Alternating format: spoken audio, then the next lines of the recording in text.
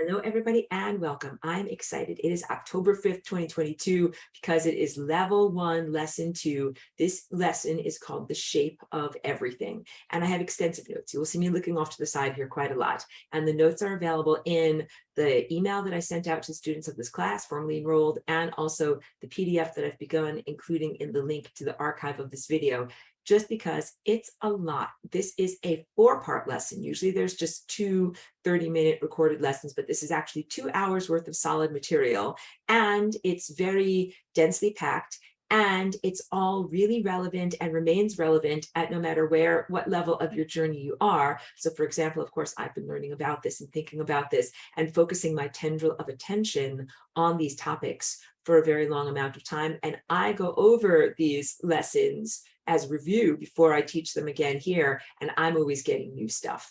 And so it's very, very worthy. So if you are an enrolled student and you have access to the Teachable lessons, level 1, lesson 2, it's called The Shape of Everything. It's worth watching. It's worth going over again. Hello, Chris. Good to see you. Thank you for tuning in. I like that enthusiasm. Beautiful.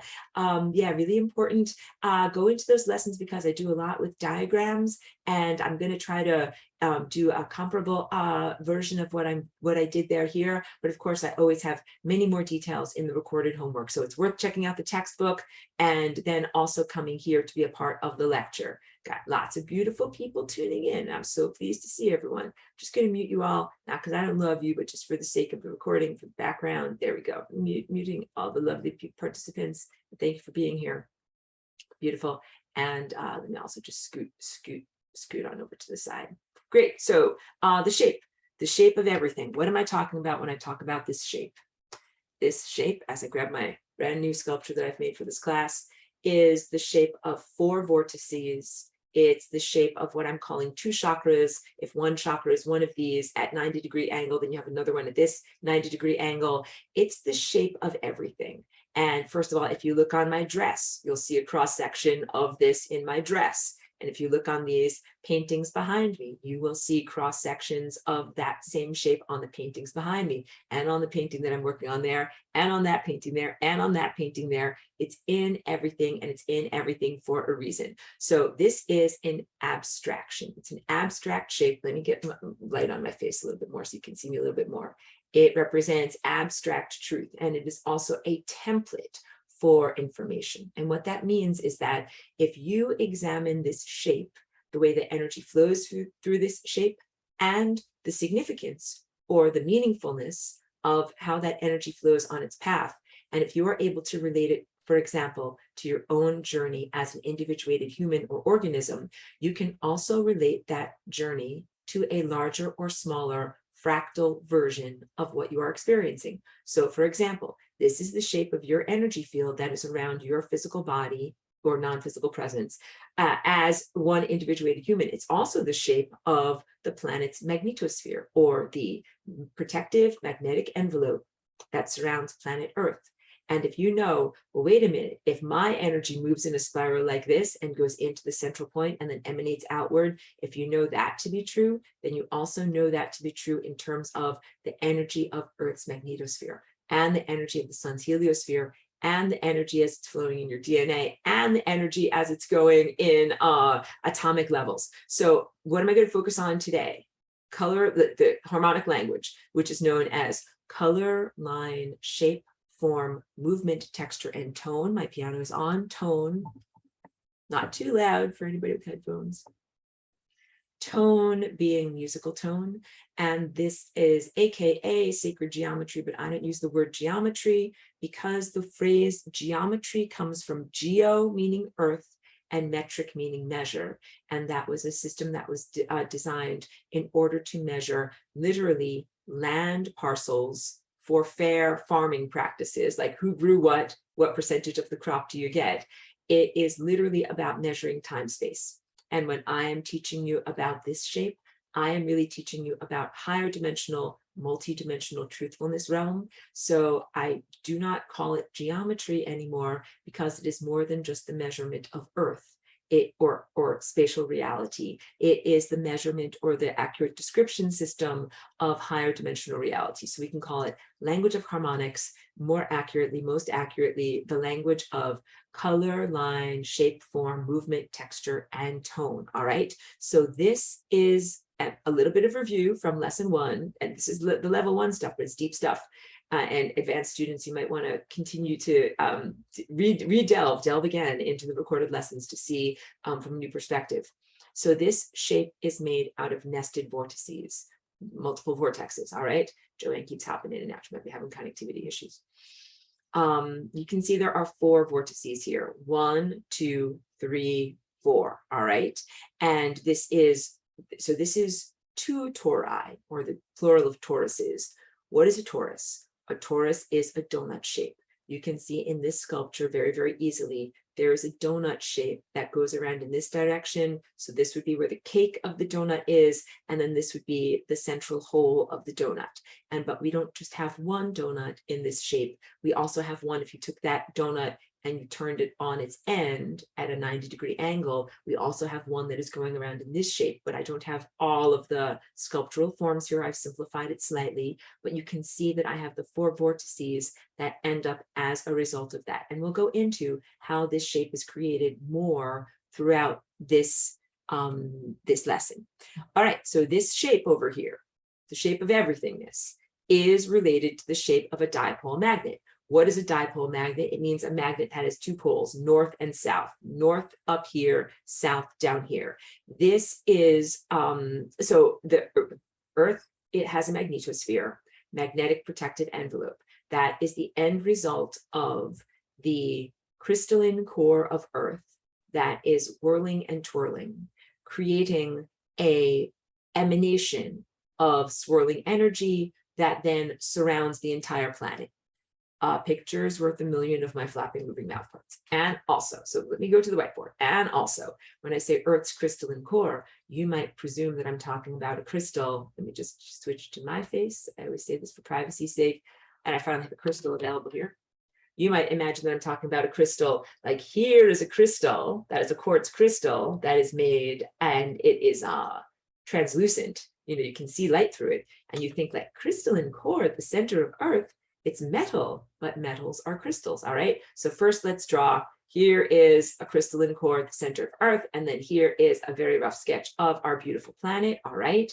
And then there is a resulting energy field, lines of energy that are emanated outward in a giant torus from Earth's core. And again, I am showing you, that's just not a good drawing.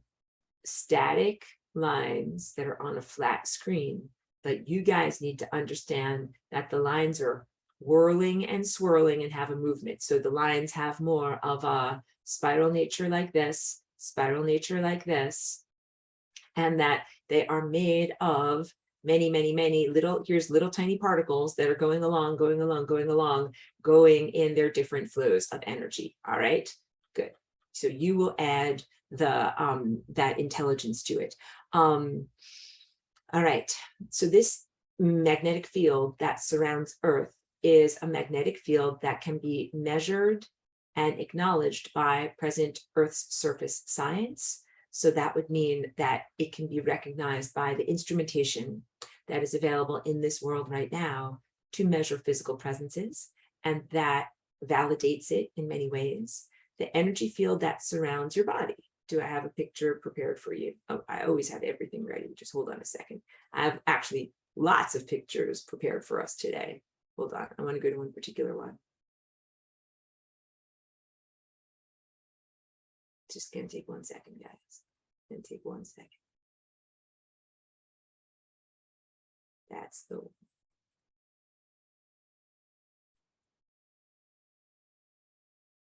Clicking away.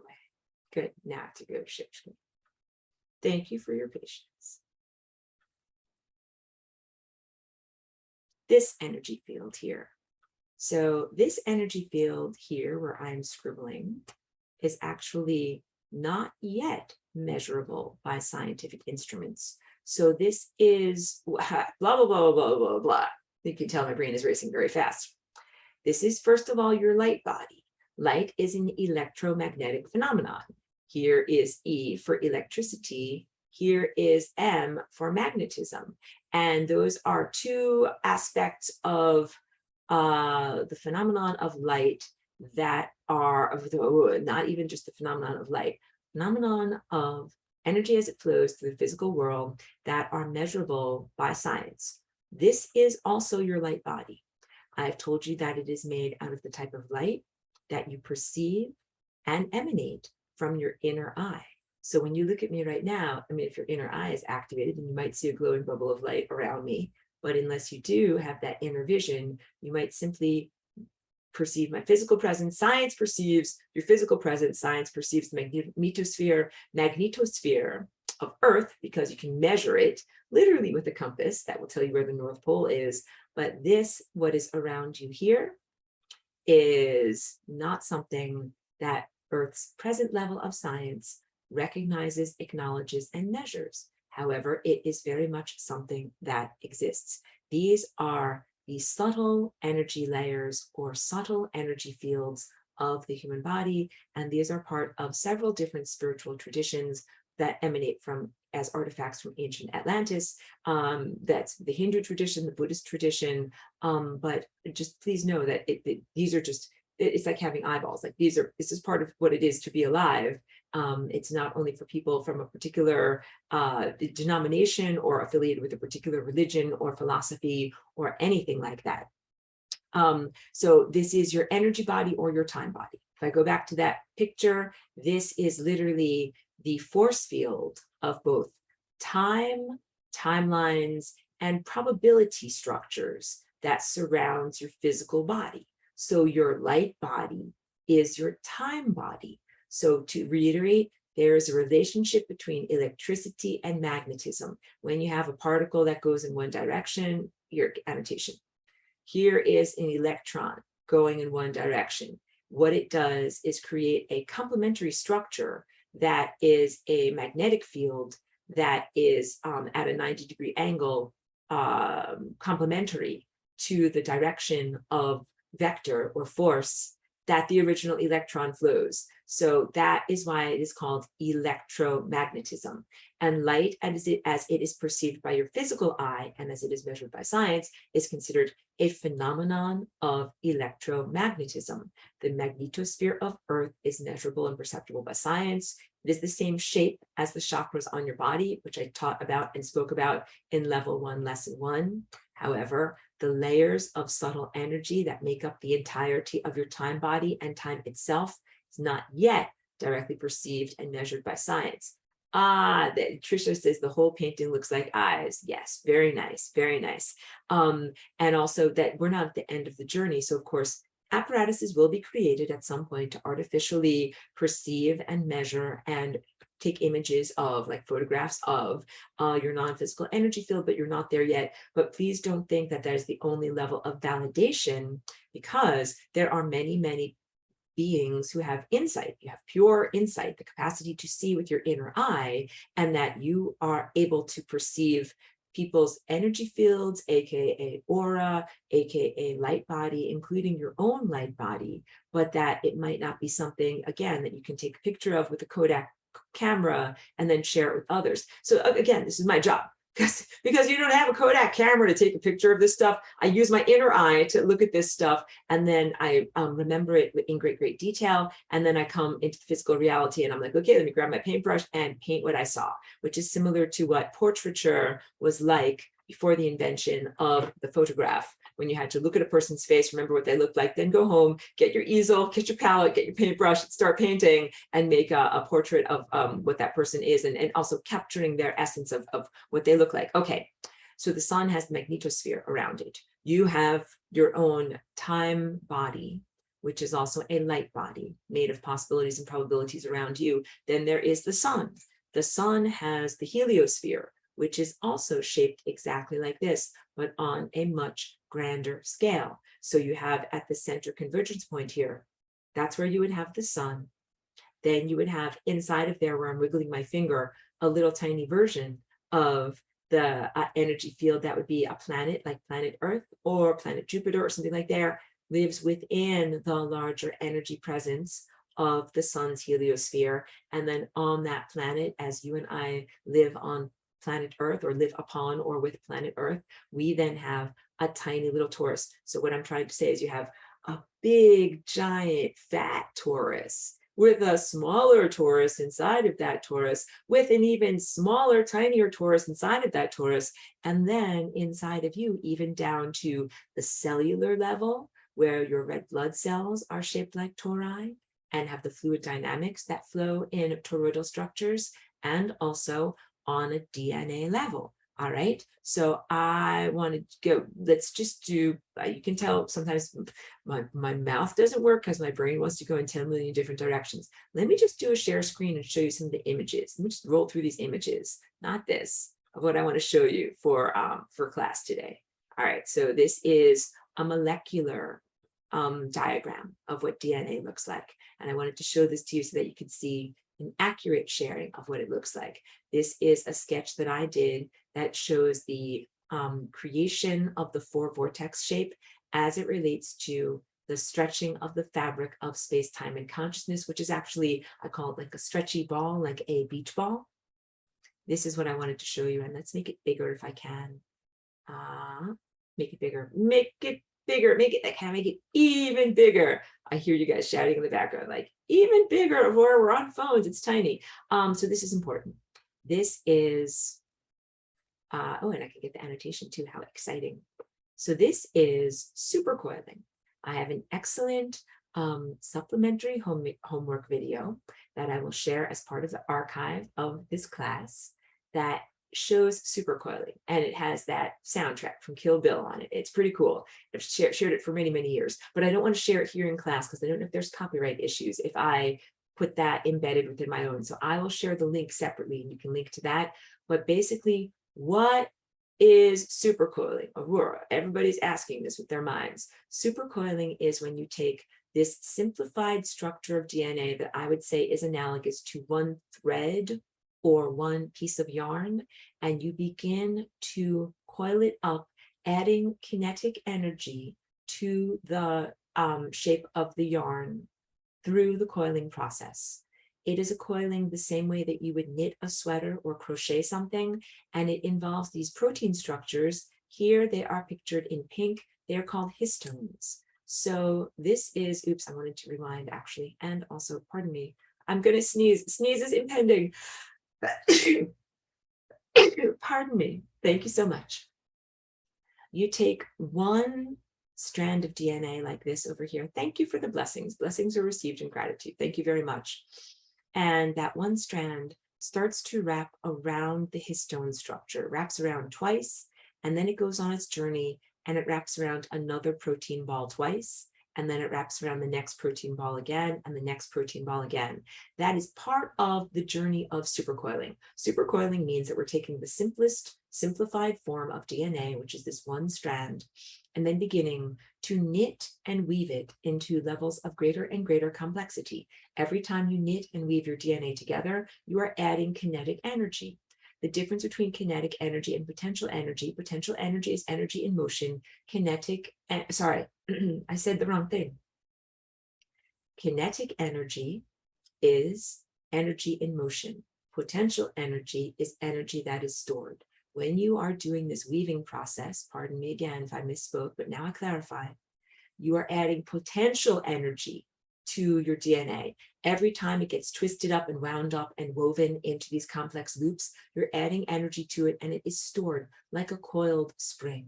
And then the more and more and more that you add energy to this storage structure, you end up getting these patterns over here that are like donuts. So there is an actual level of supercoiling that is called the torus. That's somewhat up from the level of coiling initially around histones, but not as complex as the level of weaving when we start to get towards this. This is a chromosome over here. This X shape is a chromosome, which would be like your genetic sweater. So the way that all of this works, I'll go back to my face. The way all of this works is you have one singular unit or thread or yarn of DNA. And of course, it is a waveform. And of course, it vibrates and makes music in the same way that a vibrating piano string or a vibrating guitar string would make music.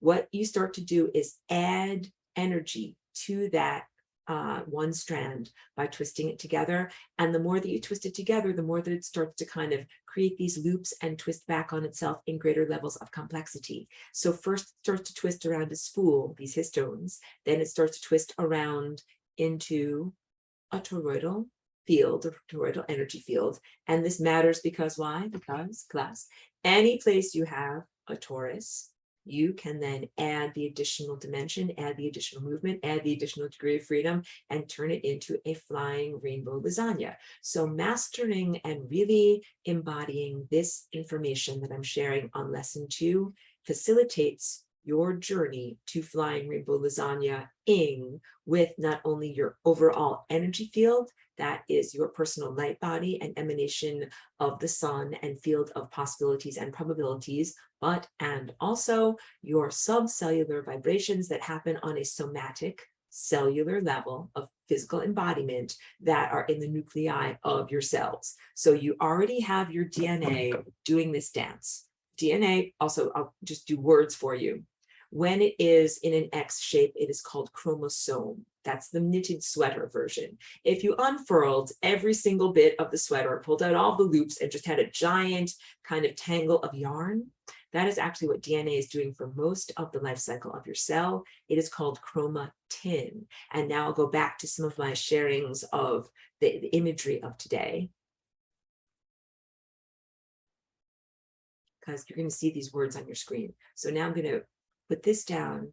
This is an actual scanning electron microscope image, not a photograph, because you can't do photographs really at that level, but a scanning electron microscope capture or perception of DNA at these very, very tiny levels at the very beginning of supercoiling, as you're just beginning to see one thread coiling up and beginning to make these larger and larger rope-like structures.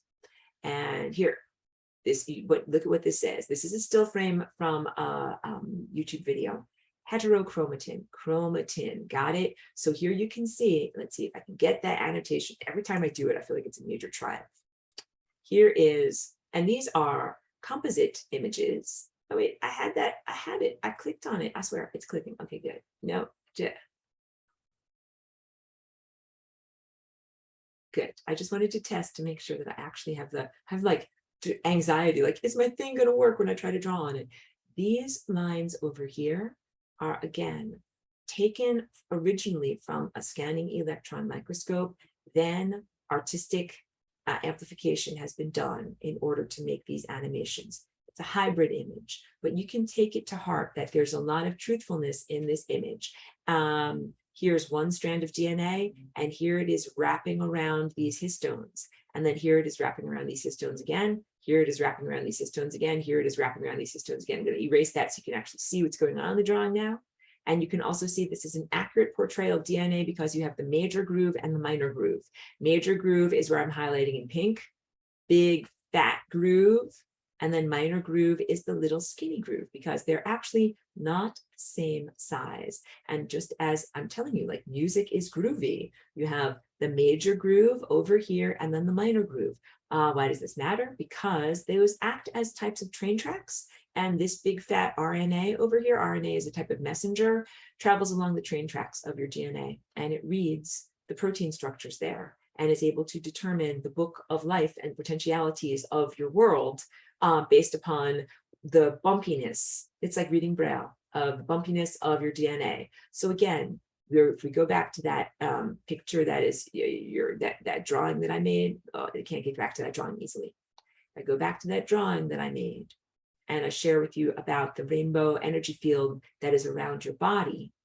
That is a collection of light, data, information that represents the possibilities and probabilities of your life. It's a force field made of time, possibilities, and probabilities. And when I show you this imagery that's taken from these videos about the truthfulness of DNA, the bumpiness of your DNA, this also represents a telling of the story of your life.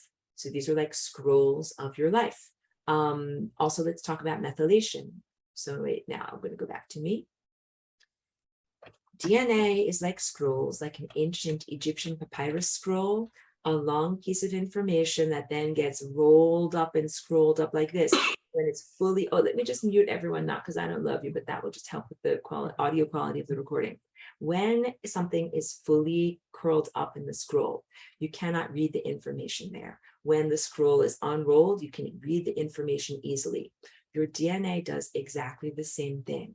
And there are different parts of your DNA that are either scrolled or unscrolled. So you can have like one simple scroll, either it's open or it's closed. The book is open or the book is closed. But you must also imagine your DNA as a complex structure that allows for some aspects of it to be read, open, unscrolled, some aspects of it to be closed and not accessible. All right. That process is called methylation. You could think of methylation as the curliness of your DNA. So let's say my fingers represent loops of your DNA. Here, the book of you is open, and the RNA messenger can easily go along these loops, reading the bumpiness in Braille to access those pages of quote unquote the book of you, to be able to read the possibilities and probabilities of your life.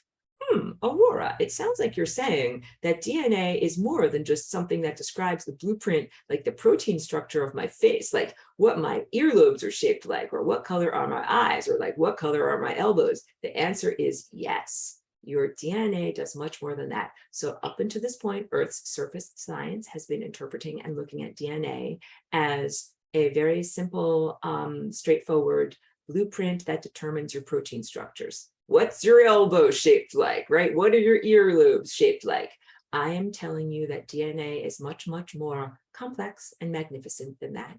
It is the bridge of light or information between your physical body, what you're actually experiencing in time, and the potentiality field of timelines and possibilities that surrounds you, the field of anythingness that can happen. And what determines that anythingness that can happen is your flight through time, your feelings, your thoughts, your willpower, your intentions, and you are also in co-creative partnership with a much larger, higher intelligence that is God or the source, the zeroth dimension. I'm going to speak a lot about that today. This presence that emanates you and that also receives you as you come back. So the source is also the destination. That is a truthfulness of what you're doing. I just want to say thank you so much, Trish, for being here, because power outages in her area of the world mean sometimes she's by candlelight. She's by candlelight right now, and she's still learning all this good stuff. So I just want to say thank you for being a student, for being so committed to being in the class. And I'll get to your questions because I know you got questions right there. Pardon me while I drink some of my wonderful electrolyte water. It looks cloudy because I have lots of electrolytes in there, which turn out to be metals, which help to conduct electricity through your body.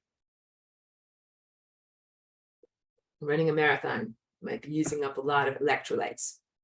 So when your pages of the book of DNA are open and the RNA messengers can read it, can access those possibilities and probabilities in your life, not just the shape of what your nose or earlobes are shaped like and then build them, but structures in time. And so then we get to the question of closing the pages of the book, methylation. Sometimes your DNA is tightly coiled. Like you can imagine all these pages of the book of you are stuck together.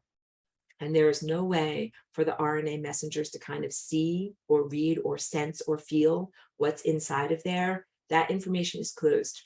And really the combination of the outcome of your life, like what's your prognosis or the equation of you, or what is your life going to add up to, has everything to do with which aspects of potentiality within your DNA are open or closed. Because let's say this chapter of your potentiality of your book is open, and this is the chapter that says like how to grow a horrible tumor, right? Like, oh, like the pages are open. Like that is not a possibility you actually want to believe in and experience. But if the pages are open, DNA can access, the RNA messengers can access that and build that as a reality. But let's say that part of your DNA book is tightly closed. And let's say instead this chapter is open and the pages are able to be read. How to dismantle a cancerous tumor, by Aurora. And then you get to read those pages and know what it is. that is a very positive thing. So this speaks to epigenetics. I will just write this out for you because it might be a little bit difficult to hear what I'm saying, but I talk about this all the time. And I will point you in the direction of the work of Bruce Lipton, because I'll say this often throughout this class. The word epigenetics or epiphenomenon means the code that rules the code. Epi is a phenomenon within a phenomenon. So just because you have a genetic code and the potentials written into your DNA does not mean, perforce, that it is something that you will necessarily experience, as fateful determinism or a deterministic viewpoint will tell you that, which is how humans originally looked at DNA. They said, ah, hooray, I've discovered the book of you. And clearly if something is written in the book of you, it's fated to happen. It is determined. It's written, it's going to happen, and there's no getting around it. However, identical twins do not develop identical diseases. Identical twins both split and emanate from the same ovum. And that means they start out with the same book, but they're not opening the pages in the same way. One twin can get cancer, one twin can dismantle the cancerous tumor. So the behavior of DNA has everything to do with how the way that your life plays out, or the actual melodic song, or the actual math equation as you are navigating through the time field. And this is the time field, okay?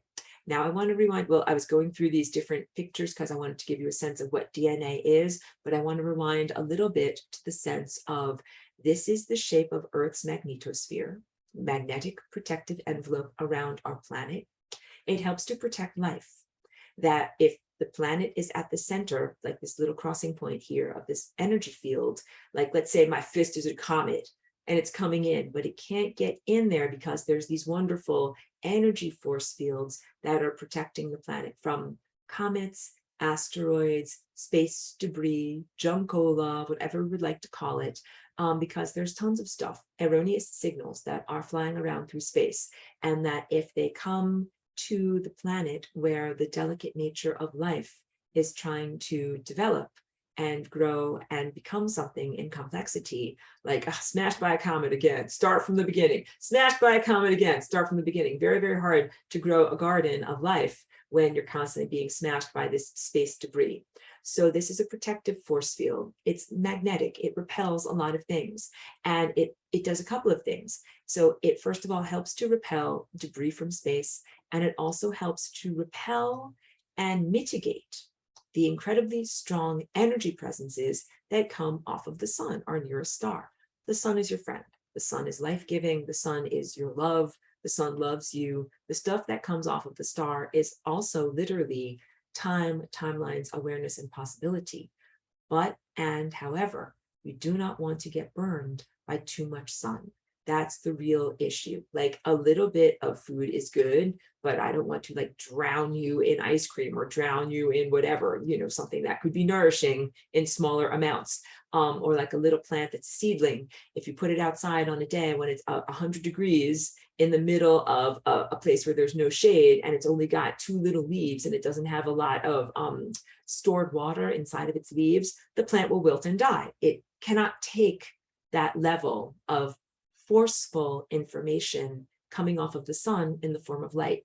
You guys are all the same way. Again, don't be insulted if you say you're a little seedling and you only have 2 little leaves. Don't get fried by the sun. So the sun is constantly emitting a high pressure, high powered force field of both particles and waves and energy. That is awareness, and also things that can be measured by science that will fry you if you don't have a protective something. So like when you go to the beach, like you're going to need an umbrella, a little cover up, sunblock on your face, something so you don't get fried because it's going to be a very, very, very sunny day. Your planet needs to have a little beach umbrella and cover up so that you don't have too much of a good thing. Too much of the energy and life-giving presence of the sun would fry you as well. So you have to have a balance. Lots and lots and lots of energy, thought energy, comes from the sun. Part of this teaching here today is about how the sun is a great thinker in the sky. It is a big giant ball of awareness. Again, it is your lover, partner, parent, nourisher, friend. Definitely good ally, definitely. But you don't want to get overwhelmed by the energy that is there, or like plug directly into that level of energy. So you need to have it be protected and buffered. That is what also the Earth's magnetosphere does. So when you might hear from space weather reporters that will tell you X-class flare popping off the sun, and that means that there's going to be like a big burp of energy that comes off of the sun, and it's positive stuff. It's neutrinos, gamma rays, X-rays, all these different things that are quite amazing and can be very recharging and full of vitality. But you don't want to get your planet fried. And so what happens is you have the protective energy field, and as those energies come from the sun is out my window out there. Again, I have blackout curtains on my windows. I don't know if you guys know, but I live someplace where like even this time of year, it's 89 degrees outside. So when the sun comes in, you'll be like I'm dying of heat. Like you want to like put the curtains up so that you don't die of so much heat inside of your house. The sun is coming from that direction, and it's sending off this big burst of energy, and it hits this protective force field. What happens is the excessive energy is channeled to both the north and the south poles. These are all whirling circles, spheres, and vortices of energy. And what you end up getting is the aurora borealis and the aurora australis, all right?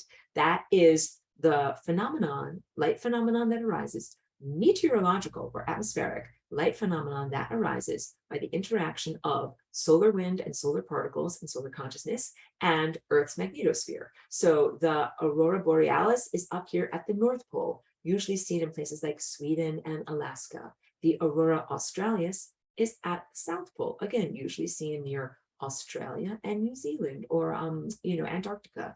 And that phenomenon happens because of the excessive energy that is channeled to the North and South Pole, where there is then a lot of superheated gases or plasma in the atmosphere that look like these beautiful blowing curtains of energy. And I, of course, am extremely devoted to and committed to that phenomenon because it is where my name comes from. So as a brief aside and personal sharing, why am I Aurora? Because I am a physical Earth presence and imbued with the energy from the sun and the stars, a solar stellar collective that has come into a physical Earth presence. And then I am also a light phenomenon, all right? So that is why I'm named Aurora, and that is what those, the plural of auroras is actually aurorae, what those aurorae are, and they also represent the crown. If I go back to my little drawing of what the planet looks like with her magnetosphere,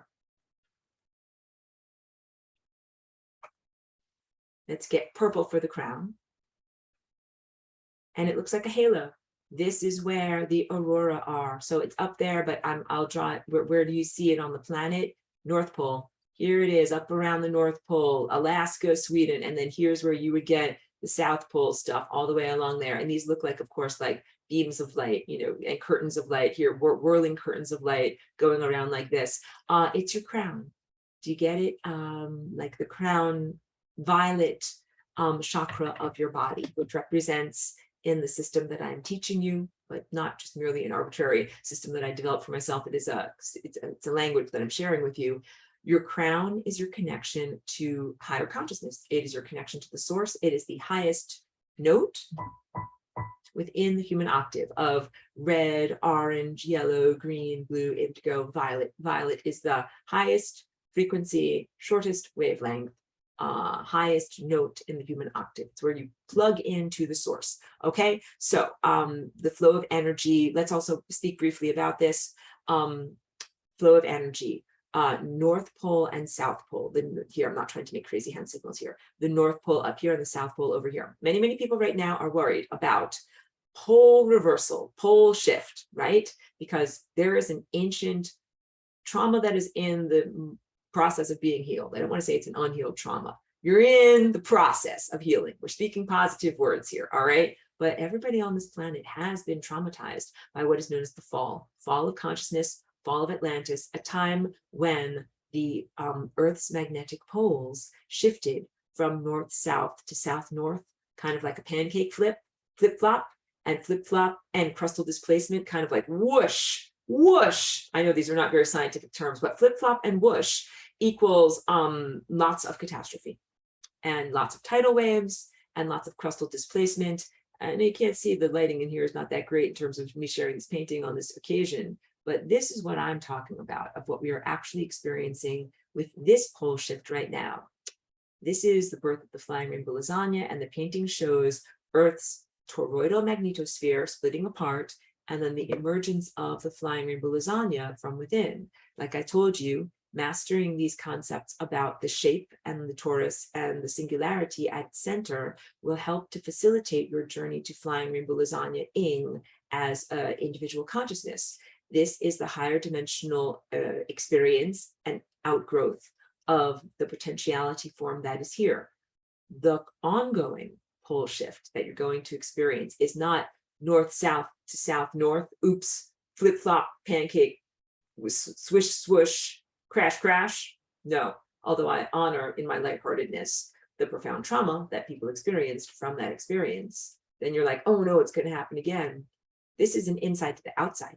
So instead of north-south to south-north, it is going to be inside to outside and outside to inside.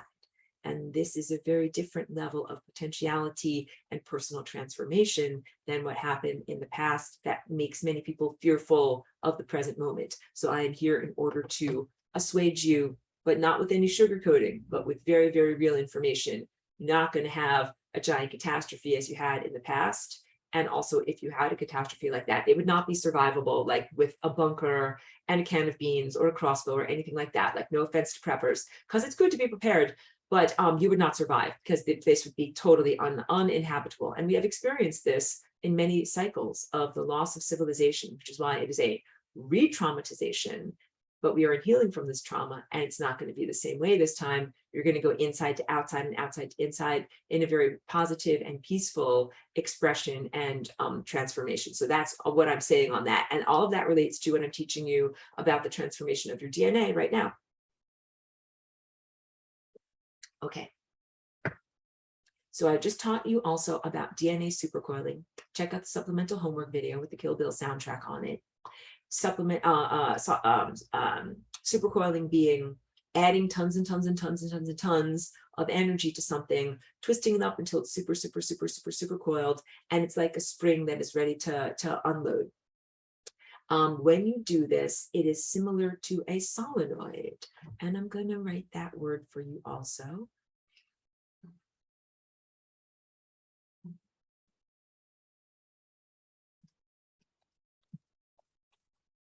Solenoid is what happens when you bring together the poles of a north-south magnet, which is a dipole magnet.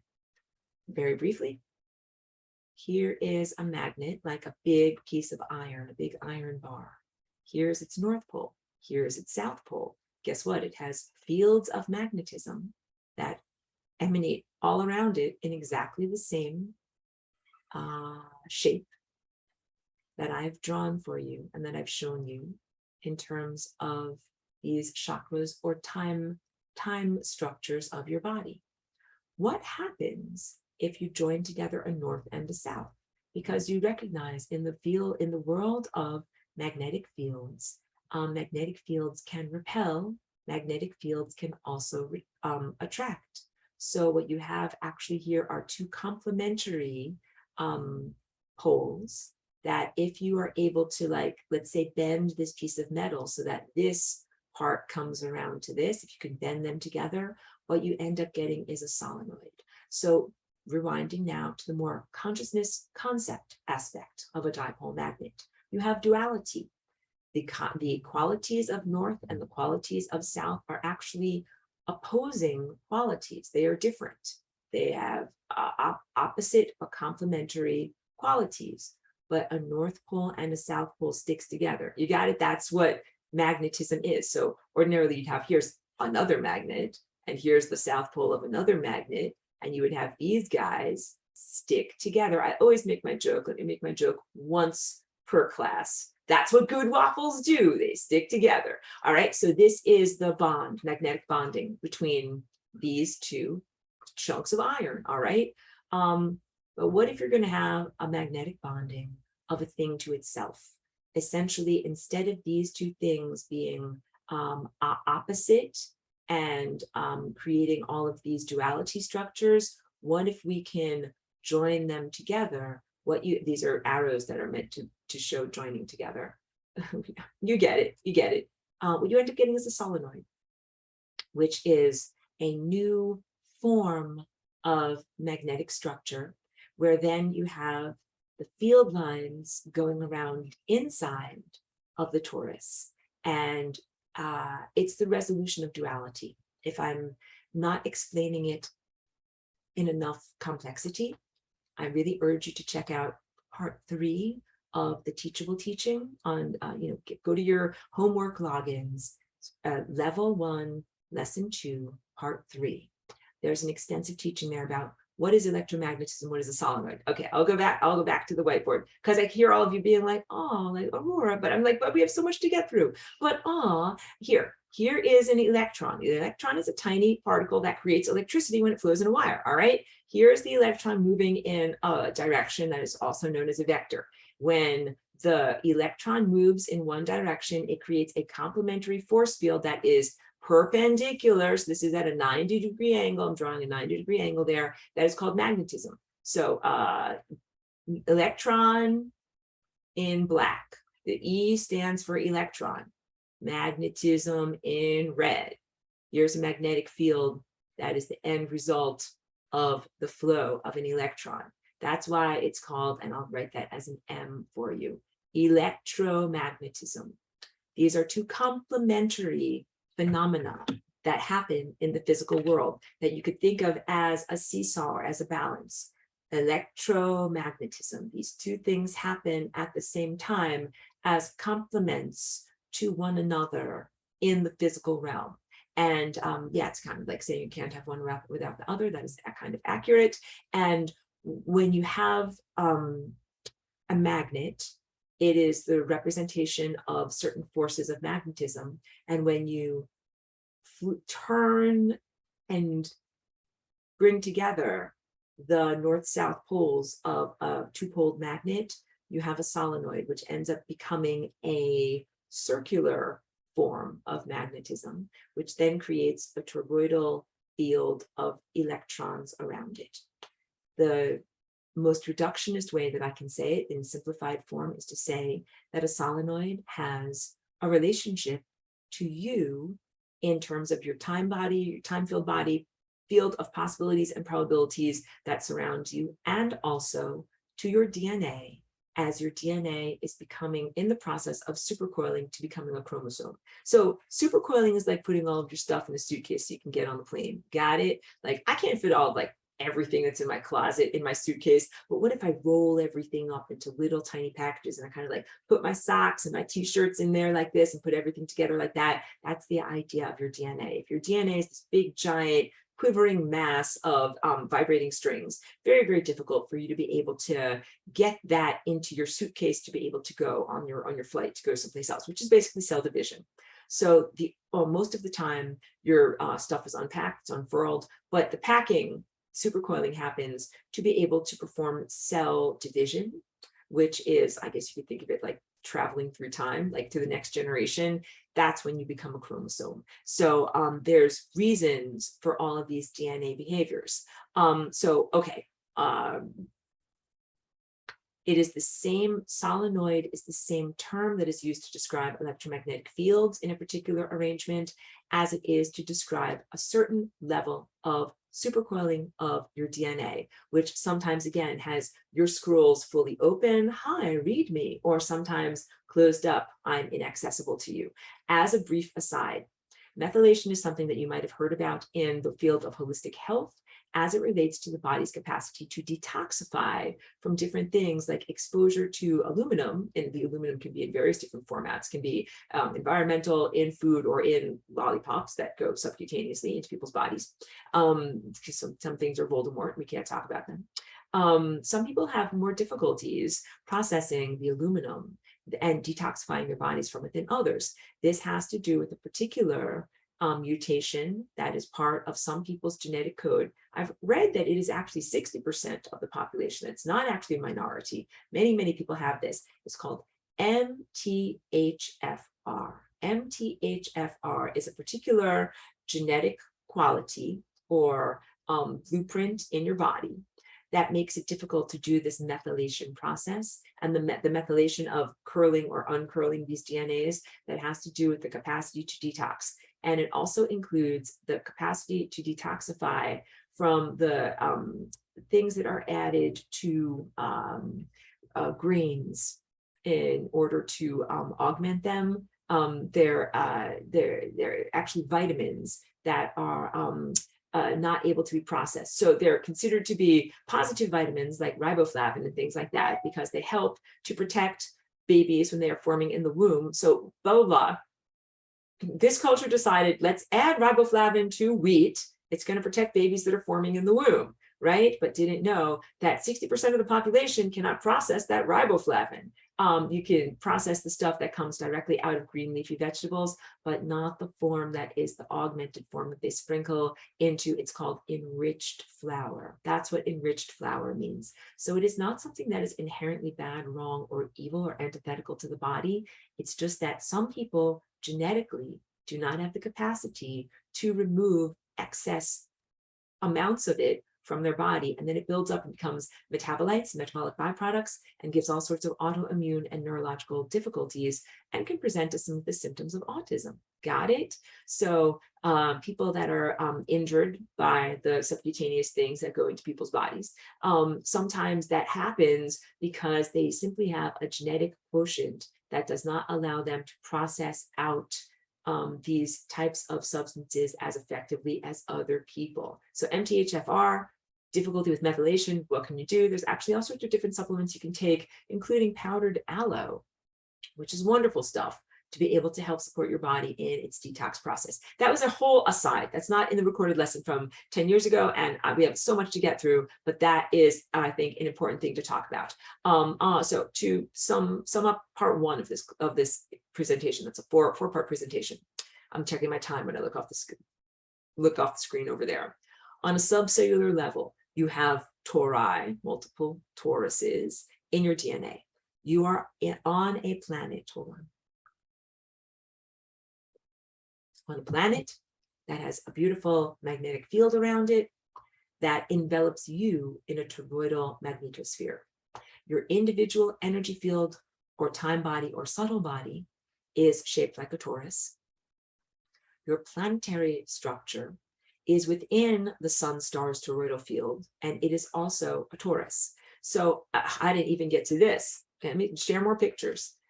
Have this all meticulously organized, but then when it comes time for me to actually say all these things to you, it comes out in a very jumbled way. On the left over here, this is a pretty good diagram I did not draw of the magnetic field of Earth with its field lines.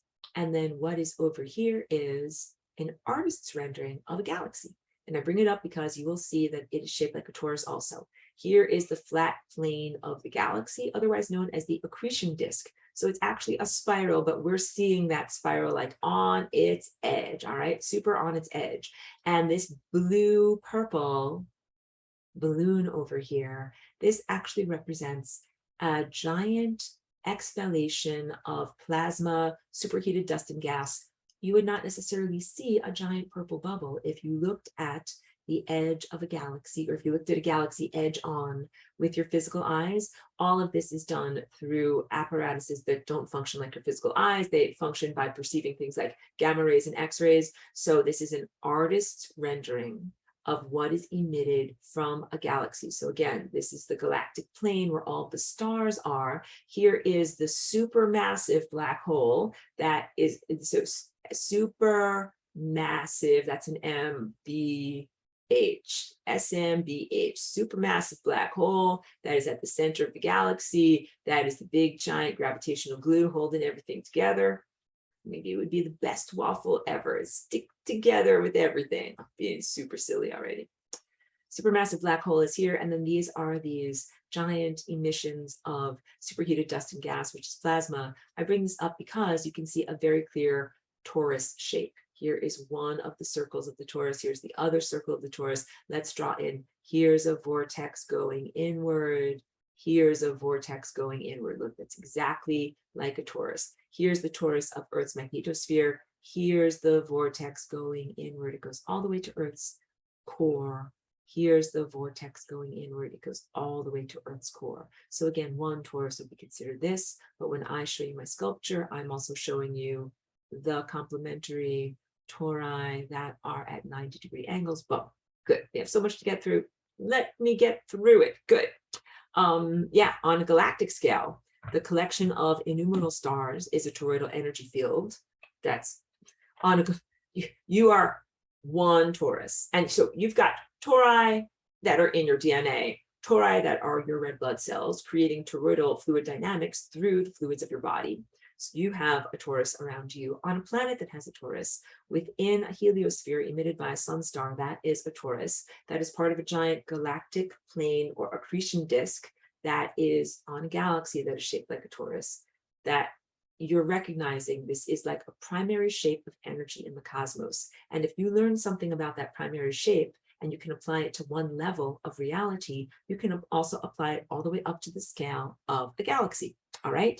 Now I want to talk to you about something that's really important and will come up again and again and again in this class. Where I'm touching right here at the center of these four vortices, at the center of the torus, is the singularity. The singularity is also known as the 0th dimension. It is also known as the source. I also say all the time, because many people in the past 10 years, as I've been teaching about this, use the word the source or source connection. It is the source. It is where you come from. It is where you are emanated as time and as an impulse of consciousness and as a particle of light. It is also where you return to on your return journey. I have a whole teaching about this. This is level 1 stuff coming up later in the semester. It is called the rainbow journey. So for right now in the semester, what I'm going to do is simplify and say that initially you are emitted from the source or the 0th dimension as an impulse, a purely abstract impulse that then goes through the many subtle layers of being from violet, I'm pointing to the sculpture behind me, from violet into indigo, into turquoise blue, green, yellow, orange, and then finally coalescing in the red layer as matter. All right. It is a slowing down of that impulse of light. Light begins its emanation journey at light speed, and it is slowed down in increments. This is not a bad thing. It is the journey of light. It is like saying we're going to start out, just make it a little louder for you. We're going to start out at this note, then we're going to get it a little slower, then a little slower, then a little slower, then a little slower, then a little slower, then you're going to be madder. All right. But a lot of people are like, whoa, like, I don't like being mad, or I don't like being here, and I want to get out of here, and I'm doing blah, blah, blah. I know, because things have been rather fraught. But I'm trying to tell you that being light that is slowed down to the level of matter is a wonderful adventure. It's a wonderful adventure. It's a wonderful opportunity. Our journey of being matter is supposed to be much more happy, fun, adventurous, and comfortable than it has been for many, many people. And it's also being matter is only halfway part of the journey. First of all, matter has as its root word mother, matter, material world, mother. It is meant to be the womb within which we gestate as consciousness and then are born, just the way you are born out of your mother's womb. So coming from violet into red is not a bad thing. It's half your journey. And then what we do with the other half of our journey is the journey upward. Let's go upward, up the scale. This sounds happy when you go up the scale, starting with matter. Hooray! We just went back to light. So it's your destination. Source is the thing that emanates you, place consciousness that emanates you, and it is also the destination of where you return. That is the happy homecoming. And this is the journey of light. As I presently have taught it for the past 10 years, I've been getting tons of new insight where I'm going to be teaching a new mini class that represents the path of light in an even more abstract way. It is a circular journey or a loop or a biofeedback is what's important. And your journey matters. Your journey and your experience of being human really matters because you are literally a reflector and a re-emanator of all of the light that has come from the sun and the stars in order to send that information and data back, but from a slightly different angle that gives information to the sun and the stars of what you've been through. Like light comes here, bounces off of an object, the object is you, and then you send it and broadcast it and emanate it back to the sun and stars, bringing tons of information to that level of consciousness about what it has been like to be you here, which is incredibly valuable. So it is a circular or complementary journey from the source back to the source, which is also the destination. Consciousness, these are interchangeable words. Consciousness / light / information / awareness. Those are all these same things. Consciousness, light, information, awareness circulates away from the source into denser realms. That's where we are now, and then becomes denser matter. Then it circulates back to infinity. Ah, have I not told you? The singularity is infinity. Let's talk more about this. This point, I call it infinity. It is also the 0th dimension. So in this toroidal and chakra shape, you have these figure eights of energy. The 0th dimension here, the source, would be considered the skinny central point of a figure eight. And it is the crossing point where all of these time pathways or timelines cross. So the 0th dimension, as I teach it in this class, first of all, 0 is not worthless. Okay, so I came here as Aurora. I'm a galactic walk-in. I'm teaching all about the 0th dimension, but I had to learn that in this like American commodification world, when people hear the word 0, they think worthless. They think it's 0, it's worth nothing. It's not like 100 million. They're thinking in terms of dollars. Do you understand? Like $0 is worth nothing, but $1 million is worth everything. Like if I told you this was like the 1 million, you'd be like, yes, that sounds great. Like 100,000, million, billion, trillion. That sounds very, very valuable. If I told you it's the 0th, you're like, that's not very valuable at all. So I had to break through the levels of culturalization. This is the most valuable point or place that can possibly be. Singularity is the most valuable thing, place, or organism or point of consciousness that is possible to be because it contains everything. It is everythingness. It is all light, all information, all energy, all awareness, all possibilities, and all probabilities. What that means is you exist with a probability cloud around you, all the things that can possibly exist, all the things that can possibly happen to you. Every single one of them is happening to you at that crossing point. That 0th dimension is the place where literally everything happens. It is similar to science's definition of singularity, because singularity, as described by science, is the infinite stretching of the infinitely stretchy fabric of the cosmos to the point where the rules of the physical realm break down. Let me draw a picture for you. Let me clear this stuff out. Fabric of the cosmos. Now, first I'm going to draw the fabric of the cosmos as a flat plane that is a square, but please don't get stuck on this. It's a simplification. It's actually a sphere, and I'm going to show you a drawing that shows it as a sphere. But this is the stretchy fabric of the cosmos, and I'm drawing it roughly as a grid, all right? It's terrible. It's very hard to work with this pen sometimes. Infinitely stretchy fabric, infinitely heavy bowling ball, or infinitely heavy object, all right? And the infinitely heavy object goes in the infinitely stretchy fabric like this, and it starts to stretch the fabric into its various different layers. This is the physical realm, stretched it a little bit, all the way up to the level of violet, which is an almost infinite amount of stretchiness. When I say infinite, what I'm talking about is if you imagined the force of this heavy bowling ball going downward all the way through the bottom of your screen, keeps going. Here's the arrow that means keep going. It's infinity. It is the infinite stretchiness of the fabric of time and space. And so science calls the fabric of time and space. I add in time, space, and consciousness, because consciousness is an incredibly essential part of the recipe of this fabric and of what is here. So the infinitely stretched point over here is the singularity, according to science's definition. And it is the place where all of the rules of the physical world break down. Things don't make sense. Things are in conflict because you are not in a place where you have the balance of, let's say, magnetism versus electricity, or matter versus energy, or any of these other things that are forces that balance each other out. Usually you have a seesaw of these things being balanced, but when you get to the level of something on one side being infinity, what do you put on the other side to balance out infinity? Like, it ends up being things, the equations break down, they don't make sense. All right, so it is the infinite stretching of the fabric of time, space, and consciousness. It is a place where things no longer make sense.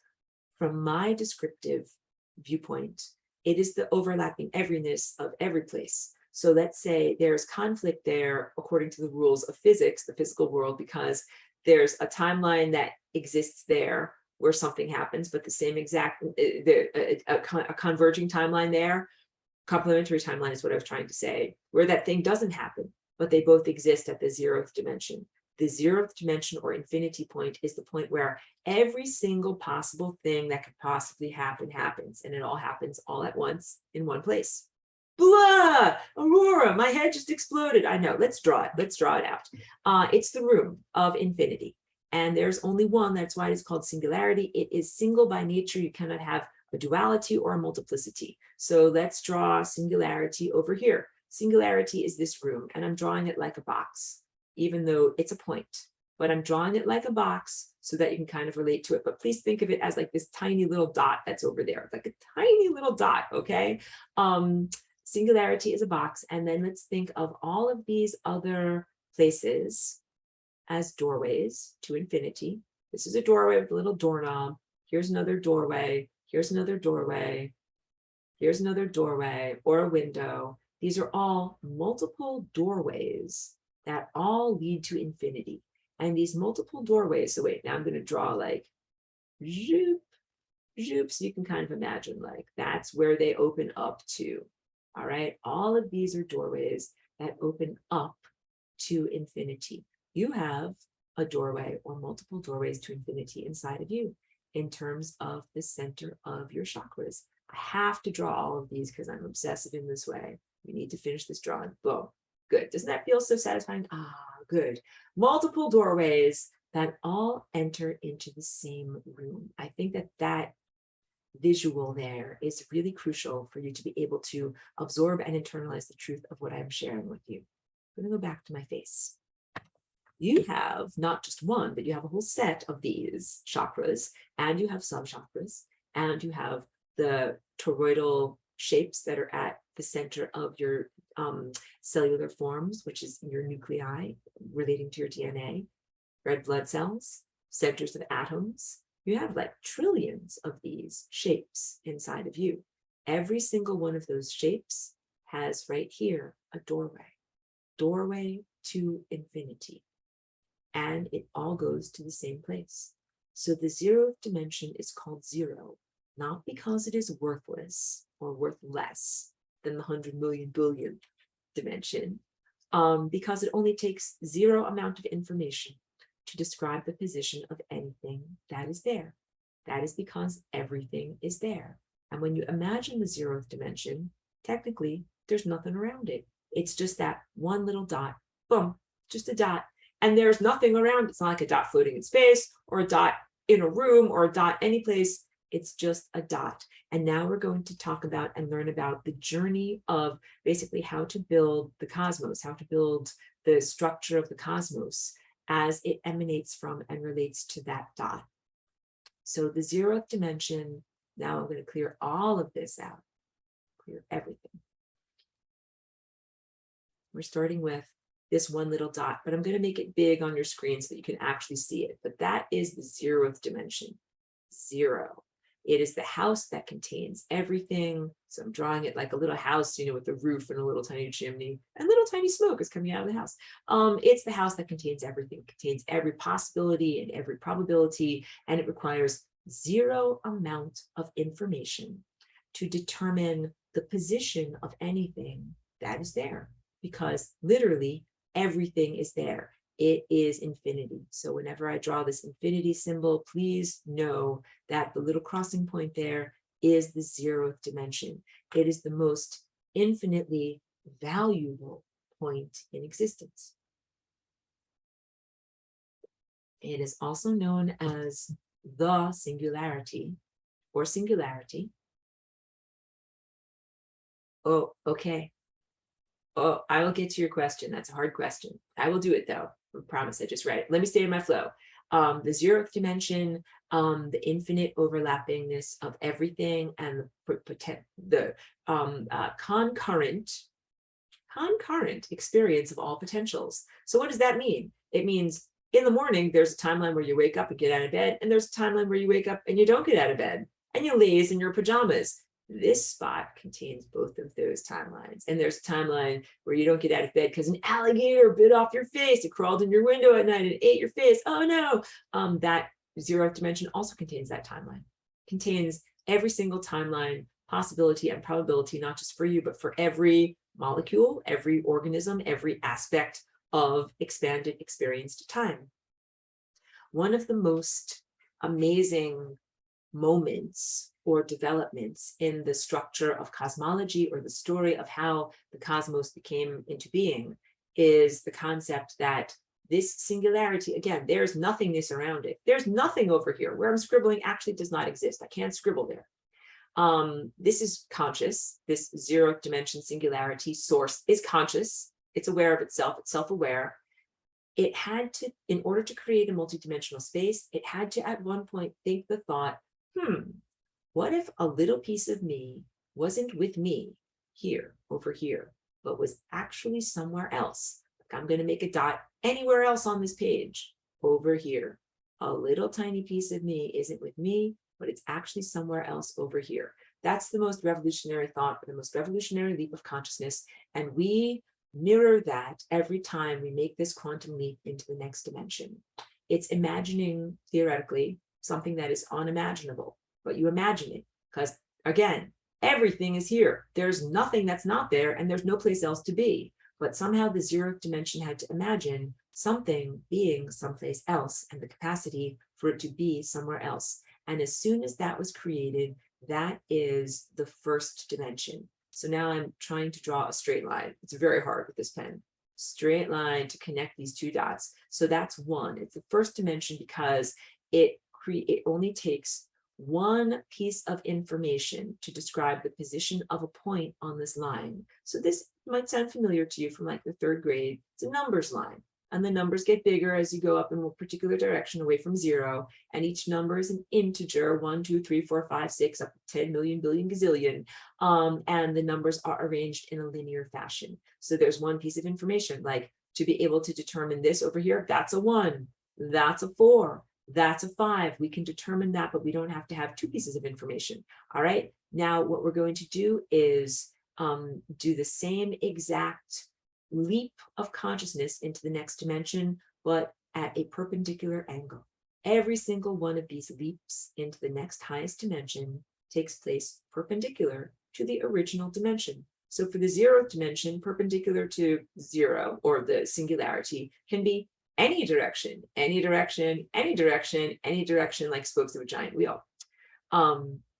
What is perpendicular to a line? That would be going in this direction. So what you end up drawing, now I'm going to draw a 2-dimensional space. You are familiar with this. 2-dimensional space is many, many, many lines lined up next to one another, making a flat plane.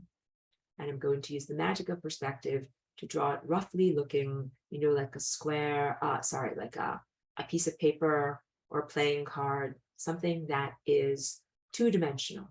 Again, the 1st dimension is a spatial dimension. The 2nd dimension is also a spatial dimension. It is a 2-dimensional object because it requires 2 pieces of information to determine and describe the position of a point on that plane. You have to have both the X and the Y here, the X and the Y axis, in order to be able to describe the position of that little guy on that plane over there. And then I say to everyone, okay, what is perpendicular to a flat plane? You guys are all pretty smart. You can get this one. Going up and off. Oh, and you know something? I'm going to go back. Oh, don't worry. We had stopping the flow for the moment, but we need to just have a small break, dog break, because dog boss just came on over. Someone, come here. Someone just woke up from their little, come here, come, she's always got to be a part of things. You can't see her. There you go. There you go. Come on, Cameron. Just cheeky. Come on. There you go. You got it. She's just under the table. Okay, sorry. I didn't mean to break our flow, but cheeky is comic relief. And sometimes you're like, my brain is going to explode. Hug a dog. Hug a dog. All right. You just couldn't see her face. All right. Sorry. Back to deep stuff. She's going to go in her little dog bed or play or something like that. There you go. You can see her. There you got cheeky. She's got to be a part of everything. Good. All right, back to very important cosmic information. After that brief dog relief, 90-degree angle off of the flat plane brings us to the third dimension. And that, what does that look like? That looks like if we stack up many, many, many flat playing cards on top of each other, or pieces of paper into like a giant sheet of paper. So I'm trying with my pen to kind of draw something that looks like many, many, many flat pieces of paper stacked up together. And what you get is a cube. We are so familiar with cubes. We are so familiar with boxes. We live in boxes. The shape of my room that I'm inside of and the shape of my house is a box. It is a three-dimensional object. So again, the first dimension, the second dimension, the third dimension, each one of these represents an aspect of space. They are called spatial dimensions. The third dimension requires not only an X, not only a Y, but also a Z. Three pieces of information to determine the position of a dot within that cube or box-like structure. All right. Now I'm going to play a trick on you and I'm going to say, okay, everyone, okay, class, what is perpendicular to the third dimension? And you're going to be like, oh, like, I don't know the answer to that, or I don't know how to do that, because it is not a spatial dimension. So if I said point to the direction that the fourth dimension would be, like you would have to either point to a watch that's on your wrist or a clock that's on the wall or something like that, because you can't point to it. Okay, what is 90 degrees to the third dimension? The answer is the fourth dimension. And now we are moving into time.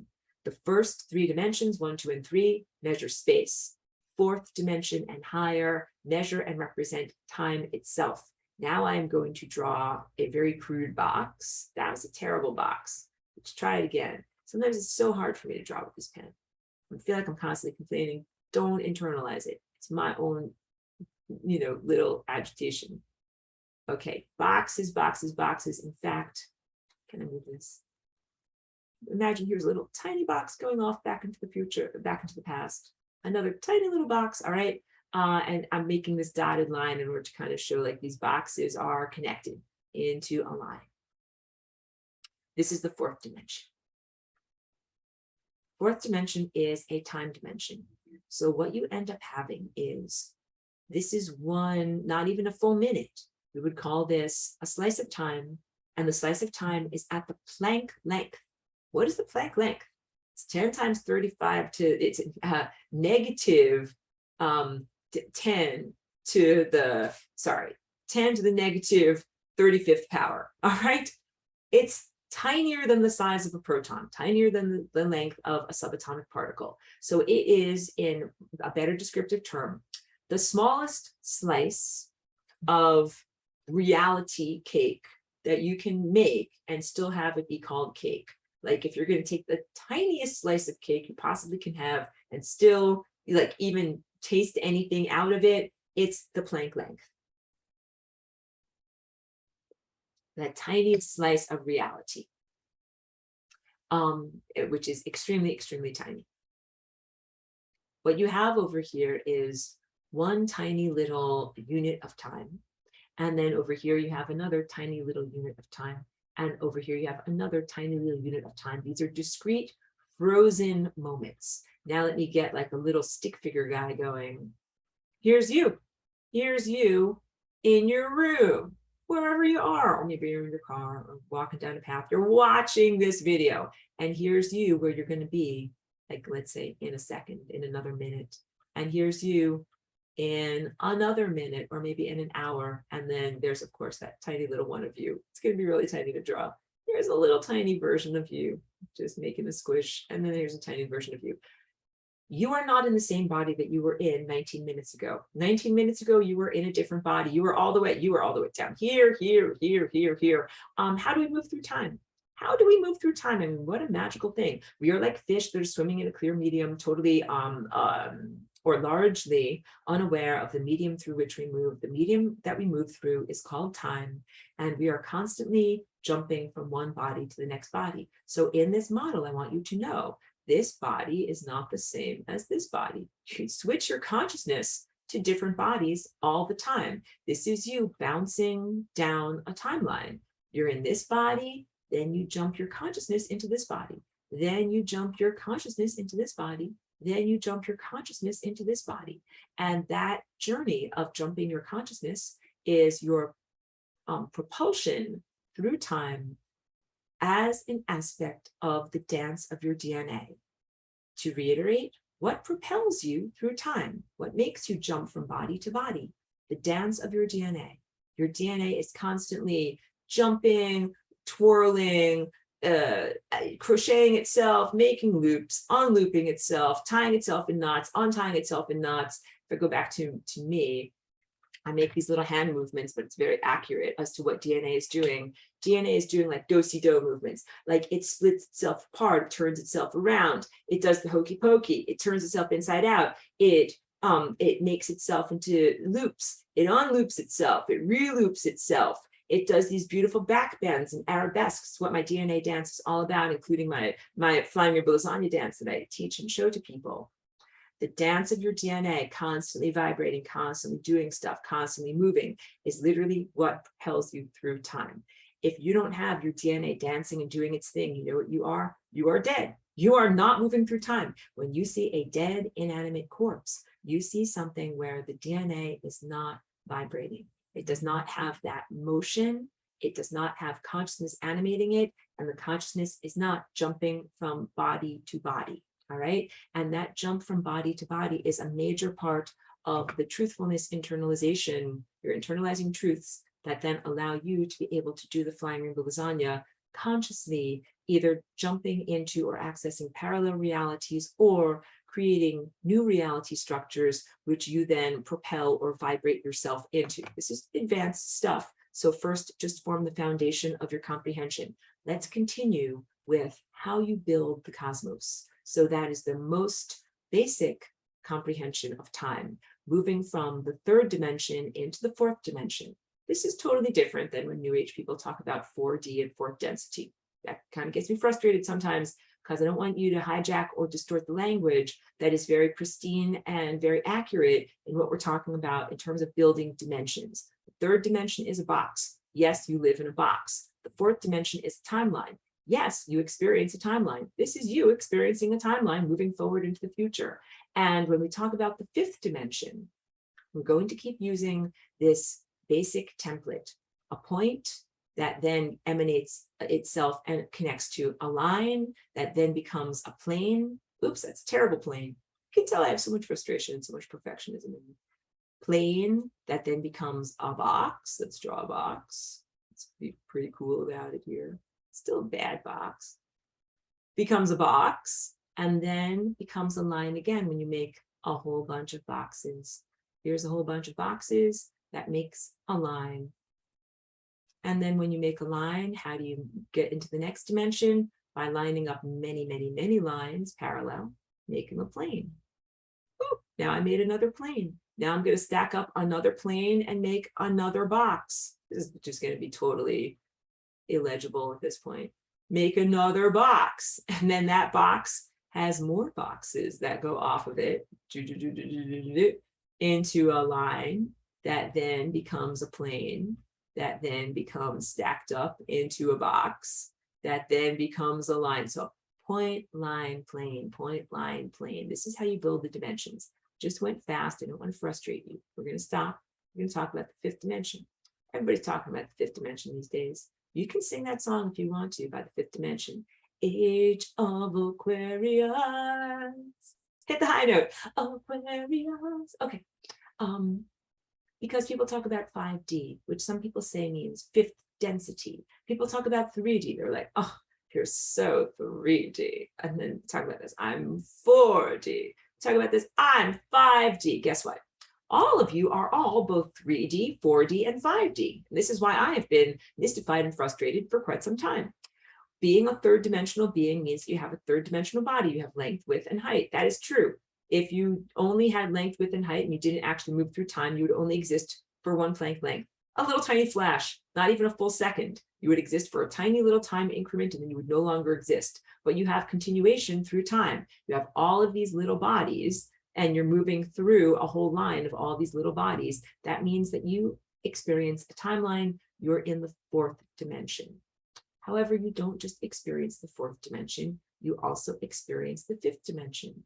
The fifth dimension is what happens when you line up many, many, many fourth dimensional timelines next to one another, and you get a flat plane again, except I don't want you to be too literal in what I'm showing you. It ends up being a sphere, and this is also a waveform of potentiality. So if I say that the fourth dimension is like a French bread, I'm drawing this. Here's your birth over here, and here is D for death. And every single one of these time slices represents a slice of bread. And this is a French bread, like, you know, a long skinny baguette that is made in the bakery of the time bakery. All right. We'll get into that too. The oven's in front of your eyes. Then you say, okay, that's the fourth dimension in green. What is the fifth dimension? Now I'm going to get a different color. The fifth dimension is this giant mixing bowl that exists in the back of the bakery of time. And that's where you put in the flour and the ingredients like water and yeast and other stuff that goes into the capacity to make dough that makes this unformed dough of time that then gets baked through observership into a timeline of explored potentials known as the fourth dimension. So, Aurora, what does that mean? My head is exploding. It means the fifth dimension is a place of uncollapsed waveforms. What I'm drawing right now is a bunch of waveforms. Time dough. This is uncooked time dough. It is the raw ingredients for time. It is the raw ingredients for events. It's not stuff yet. It is the potential for stuff. When you are also already experiencing the fifth dimension. I joke about your head exploding. I know you guys are incredibly smart and you're following every single thing that I'm sharing with you with effortless glee. The fifth dimension is a place of pure potentiality. So to contrast, people are talking about moving into 5D space and fifth dimensional Earth and what this feels like. And I joke about this, like you're feeling elated, you're feeling euphoric and driving to the smoothie shop, but you're driving a kind there's a parking lot there and then there's smoothies and you're drinking stuff. Like that is not what the fifth dimension is. So because in this, kind of escapist reality and somewhat hierarchical, fallacious structure of expectation, the sense of hierarchical, like first comes 3D, then comes 4D, then comes 5D. No, you all have already been experiencing the fifth dimension. That wall behind me is actually a fifth dimensional waveform. It's actually a sea of uncollapsed possibilities. As I look at it, and you all look at it too, we are using the ovens of observership, which is what your eyes are if you are a sighted person. If you're a non-sighted person, that would be your sensory organs of your fingers, everything that you're touching that gives you a view of the world, how you build your worldview, your senses. For dogs, it is their nose. My dog smells reality into being. Do you get it? You use your senses to take the potentials for what can exist and turn it into something that actually exists. These are waveforms back here, not even physical objects, but through observership, we are all collectively, as a consensus, creating a reality structure where we all agree, yes, there is a wall behind Aurora, and there are paintings on the wall, and we can even come here, we can take a microscope, we can look at it in microscopic detail. There's definitely a wall there, because once you have created out of the field of fifth dimensional potentiality, created matter, you can then endlessly examine matter, which is what the process of science is about. But it's that translation mechanism from potential into experienced reality. We are all doing that all the time and have been for a very long time.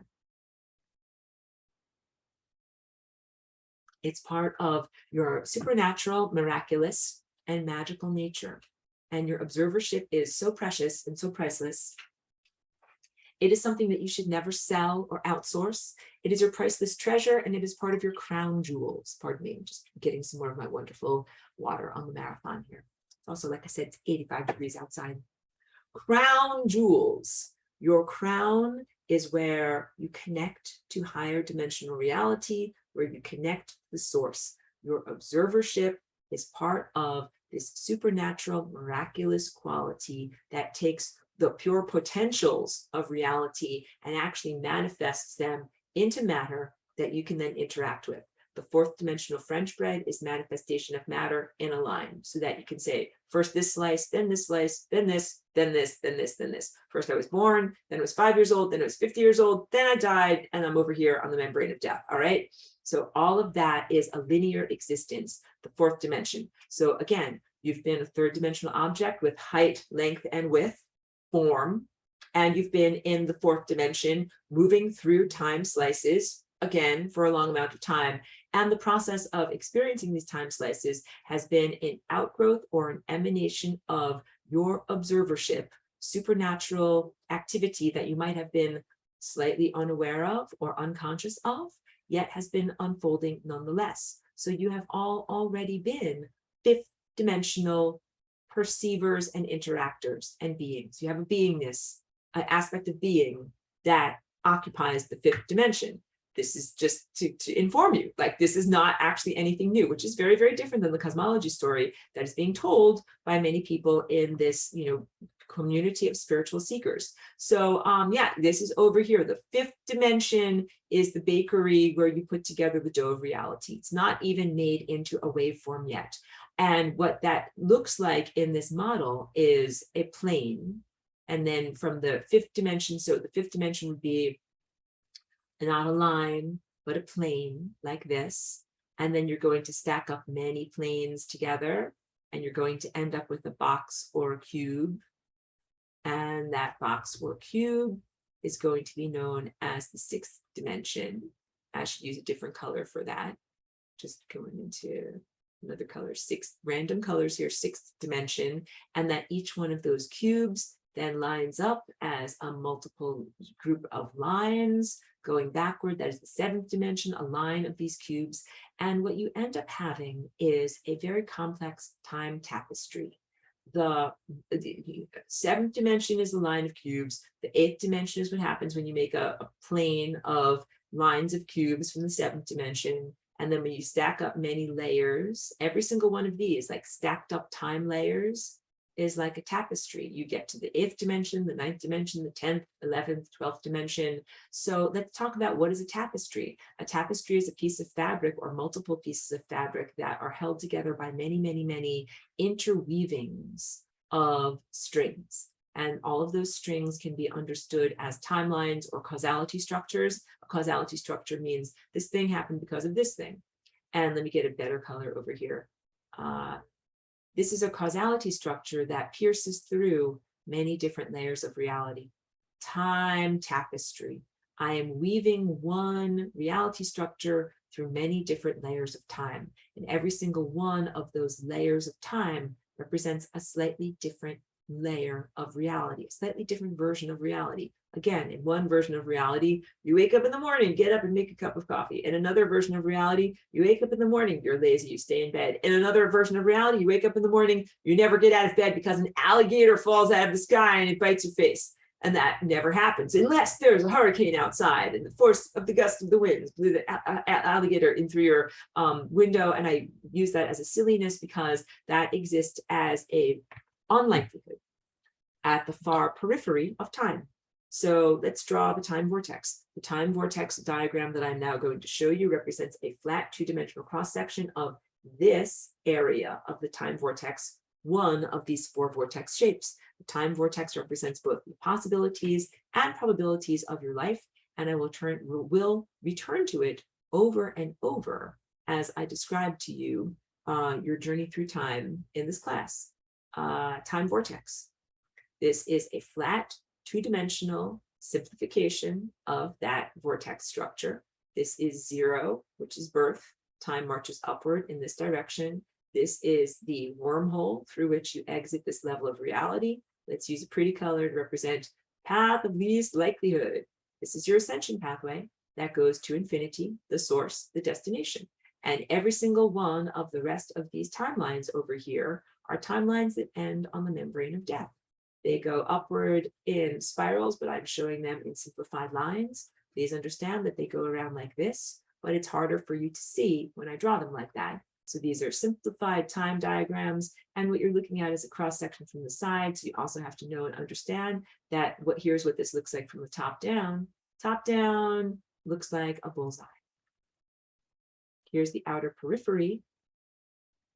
Here is the pathway home, path of least likelihood. There's only one little pathway that gets out of the wormhole.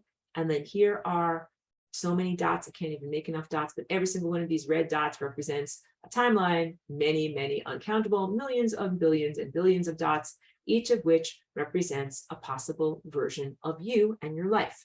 And everything has a time vortex like this, including the planet. There's a planetary ascension timeline. There is many, many, many peripheral versions of reality where the planet does not ascend. Don't be on those timelines, unless, of course, you're self-destructive. Be on the timelines that exit out of reality. Do not hit the membrane of death. Same thing with the sun. Same thing with the galaxy. Every single thing has this same time structure. That is what fractal means. So again, this is the top-down view of what probability looks like, and this is the side view. This is the path of least likelihood because there's only one. The odds of hitting that timeline are 1 to 70 million billion uncountable trillion gazillion. All right, that is very, very low probability. Lower probability than doing the lotto, lower probability than getting hit by lightning. But that doesn't matter because it is also an inevitability. It is baked into who you are. It is the inevitable ascension pathway that you will experience in your life. I will again return to this through many, many, many lessons. So please internalize it and also recognize I'm giving you just a little viewpoint, a little snack, not the full meal. When I talk about these timelines over here, they're at the far periphery in terms of probability. They're the alligator bites your face realities. There's like many, many, many of them, but they're also so far to the periphery that it is unlikely that you will experience those events. This shape over here also is very similar to the way the retina of your physical eye is structured. In your physical eye, what you have is the central focal point, which actually is not in the center, very dead center of your eye, because you have like a nerve that's at the dead center of your eye. So it's actually off to one side. It is called the fovea, your focal point. And you actually have lots and lots and lots of rods and cones and receptors in your fovea. Then everything else around here is your peripheral vision. You guys want to do a little peripheral vision experiment? For those who are sighted, for those who feel comfortable doing this. Okay, so if you stare at your screen or whatever, wherever my face is for you in this video, that's where your fovea is. And then stretch out your arms to the edges of you and just move them a little bit closer until you can see your fingers wiggling. That's your peripheral vision. That is, and you don't actually see everything about what your fingers are doing. You just kind of see like, there's something happening there. There's some motion. There's something happening there.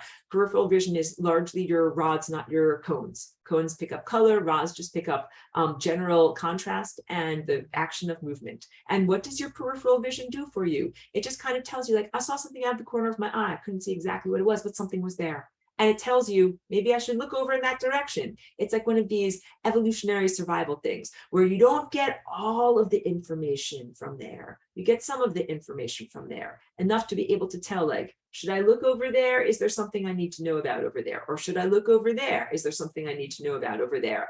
And mostly what we are doing with our attention, tendril of attention, is to focus on the focal point, the aspects of reality that are most relevant to our survival. If I go back to that time diagram, what you want to do is focus on the timelines that are most relevant to your survival. And that is the central core timeline, where essentially you become an ascended master. You want to be focusing on this timeline here. You want to be focusing on this timeline here, spiraling upward, spiraling upward. That is the longevity, coherence, and pro-soul survival timeline. Everything that here in these diagrams is in red. Those are all peripherals. non-ideal reality structures, and they all end in your death. You don't want to focus on them. You want to focus on staying alive. And now I'm getting silly in this level of the class. Yes, because we need some comic relief from deep topics. Yeah, you want to focus on the information that's going to keep you alive. And that literally, that is what your higher dimensional eye of perception helps you to do. It helps you to be able to see through time, make decisions by being focused on the pathway that exits the wormhole. That is the longevity level of possibilities and probabilities and behavioral experiences that will bring you towards coherence, meaning your light waves stick together, and longevity, you keep moving through time. You're supposed to be an endless time signal. I won't draw it out for you. Let's talk about an infinite amount of movement within a finite space. So you can imagine infinity, like here's the source, and then here's something coming off of the source, an endless journey that keeps going on and on and on and on and on and on and on. My arm gets infinitely long as it goes in one direction. That's one version of infinity. But here's another version of infinity, where you have two mirrors, or two things that reflect back perfectly. And like a ping pong ball bounces off of here, and then it hits this mirror, and then it bounces back off of here. Boom, boom, boom, boom, boom, boom, boom, boom, boom. And there's no loss of energy. Loss of energy is called entropy. Entropy is a science word that means you don't have as much energy as you used to have. And when I talk about entropy, I talk about it as a total state of frozenness, no motion whatsoever. You can have infinite movement that goes on forever between in a finite amount of space, bouncing between these 2 points. And you actually do have that in terms of emerging from the source and then returning back to the source. You have these endless loops that are positive, because many of you are like, I don't like the karmic washing machine. You make this, I'm tired, I'm exhausted, I've had 12 million billion lives, gone through the karmic washing machine, I don't like endless loops. This realm has been dysfunctional for a long time. It's not supposed to be like that. You're supposed to be able to have a joyful, endless journey through time, not feel imprisoned or diminished in any way by being embedded within the time structure. You should be joyfully bouncing from here to here, back to here, as an endless impulse in a perpetual motion machine that is positive, loving, and joyful. Speaking to you in ideals here. So you're supposed to have no loss of energy. So if you're moving at 10 units of speed, I'm moving at 10 miles an hour, 10 miles an hour, 10 miles an hour. You stay at 10 miles an hour, bouncing back and forth. You don't slow down to like first 9, then 8, then 7, then eventually you're like crawling along in the slowest 0.1 mile an hour. That's loss of energy. That is not what happens. So in these divine and pristine reality structures and time structures, you're able to bounce back and forth between reality points or between the source and the destination with no loss of signal. 100% truthfulness emerging and then returning to that same point of consciousness and awareness. All right, now I have to talk with you a little bit more about the sun. So I got the circular journey from the source, which is also your destination. Consciousness or light becomes denser matter and then circulates back to infinity as light. That's you. You become densified here, live and grow in matter, which is your motherly womb, and then become light again. Your thoughts are light. You emit that light. It's a journey of abstract consciousness and awareness. Light comes from the sun, and the sun also emanates consciousness. We need to talk about the sun now, because the sun is analogous to this source that emanates us into reality. The sun has a singularity at its core. It is an emitter of photons. It is an emitter of these time structures that surround our body and timelines that we travel upon. The sun is a giant ball of awareness in the sky. It's profound. This level of culture here often ignores or diminishes the value of the sun. The sun is sentient. The sun is loving. The sun is a time artist that is constantly sending out these amazing time structures that we then experience, like live within the artwork, the living artwork that is time that is created by the sun. The The sun is constantly showering us with awareness. When I say that you're going to need a little beach umbrella and a cover up so you don't get burned, it's because too much information is too much information.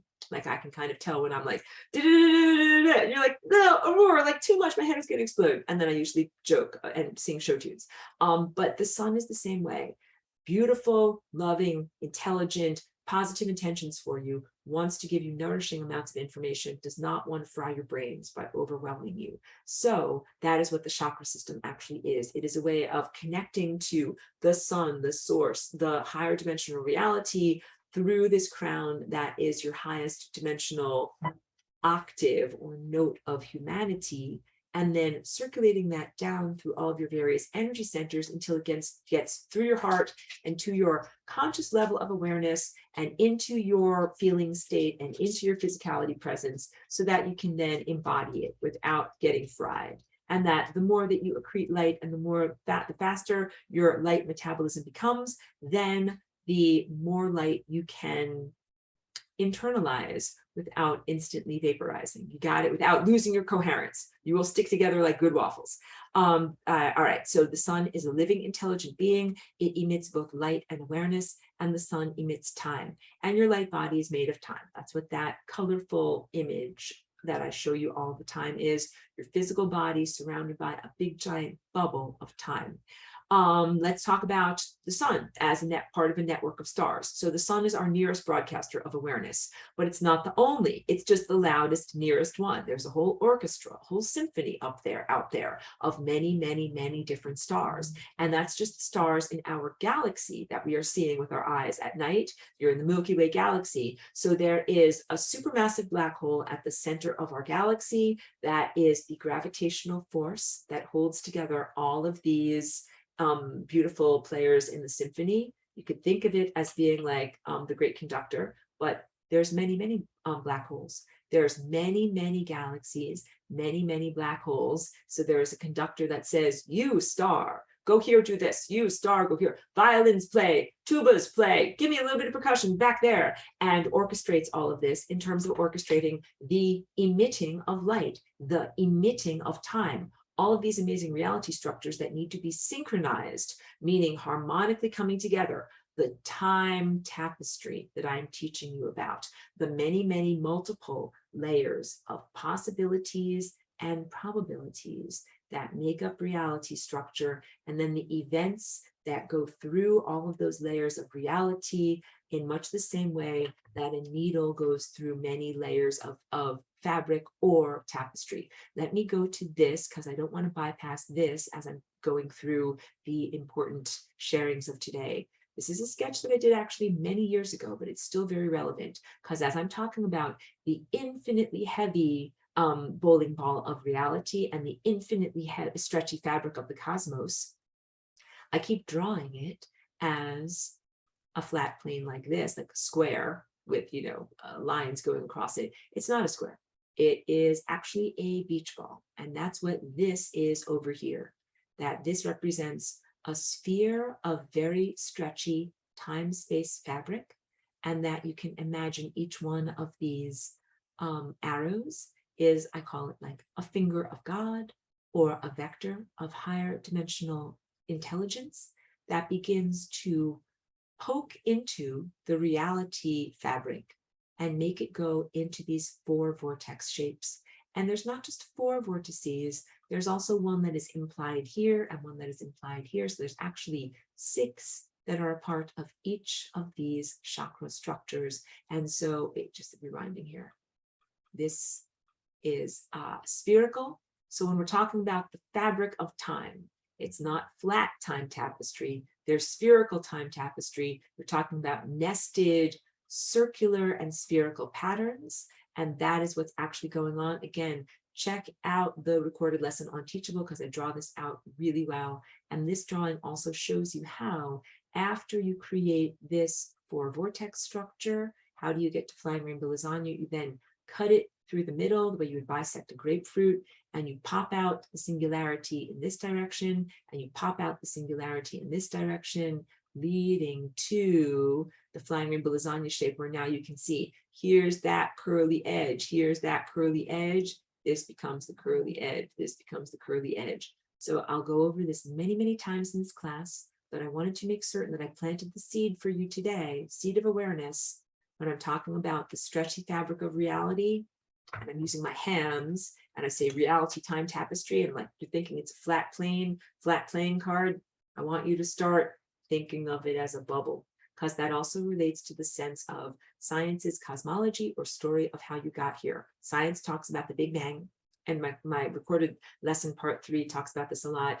Here's a super compressed dot of matter. That's the 0th dimension. Here's the Big Bang. Ooh, things are expanding. And this outer bubble or event horizon represents the moment now. And as it expands more and more and more, expanding bubble of time, the inside of the bubble represents the past. The surface of the bubble represents the event horizon or the present moment now. And then everything that's out here beyond my hands technically doesn't exist yet, according to this model. It would be the future, a field of potentiality. And in order to do the flying rainbow lasagna, you have to expect and envision that field of potentiality as the future, so that you can then move the time bubble up and down relative to a place. The question is, what is the room that contains the room? It's called hyperspace. So this is my room. My room is a 3rd dimensional box, but you know that I'm moving from box to box to box to box to box. Not in the same box I was in 51 minutes ago. I'm in a different box, and so are all of you. What is the room that contains the room? Where are all of these boxes held? Where do these box structures live? The answer is hyperspace. They live in a space outside of space that contains the space that contains the time tapestry. So impulses come from the supermassive black hole that is at the center of the galaxy. That is like the great conductor, orchestrator, thinking all the thoughts, orchestrating all of these stars together.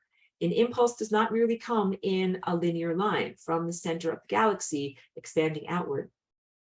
If it did, by the time the initial impulse got to our sun, which is far from the center of town, we live like in the rural highlands, everything would be over. You'd be like, oh, great, I just got that first information from the great conductor telling you what to do, and the song is over. So what you actually get is a bending and folding of the fabric of time and space. My magical scarf. I'm trying to be like a flourish, like a magician. My magical scarf. The magical scarf of fabric of time, space, and reality. Here is the central black hole at the center of our galaxy. Here is our sun in the rural highlands. The impulse does not travel all the way across here, across the top edge of my scarf. What happens is the fabric of time, space, and reality is folded so that the impulse goes directly from the black hole into the center of each one of these stars, and then it is emitted to all of us. This is how we can receive any amount of information in a time circumstance that remains relevant to the entirety of life.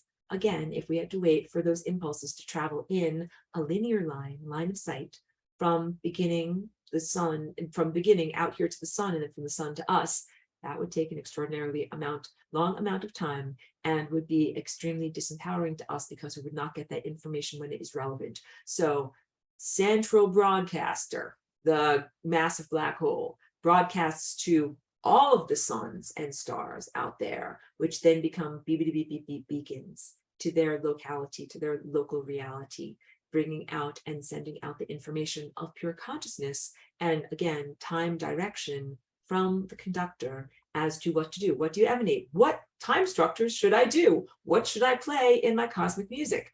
Our sun is a doorway. It is a doorway to the infinity. It is a place where photons are born, or a portal. So science talks about chemical reactions that jumble stuff together and phew, light flies off of it. It's different than that. Things happen in the consciousness, mind, structure, and perception of the sun star that is like a birthing portal through which light, which are self-aware photons, come. The sun is self-aware, it showers us with awareness. The awareness structures that it showers us with are known as photons, or little tiny waveform particles of light. And photons are also self-sentient, and they are the feelers of the larger structure of the sun and the stars. I know this is a lot, and I'm going to go even further, even though I know it's been 2 hours. I'm going to go a little bit further because I have a lot more notes to get through.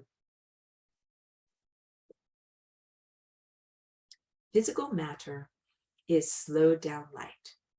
The matter of your body, the matter that you see around you, the chair that you're sitting on, feet on the floor, all of those things represent light that has been slowed down. So light is moving at its particular rate, the speed of light, and then it has an experience. It coalesces into matter, and it is no longer moving at the speed of light, but it is still light. And that's what that E equals mc squared equation balancing has to do with, the amount of energy that is in light when it is in its transitionary form and the amount of energy that is stored as matter.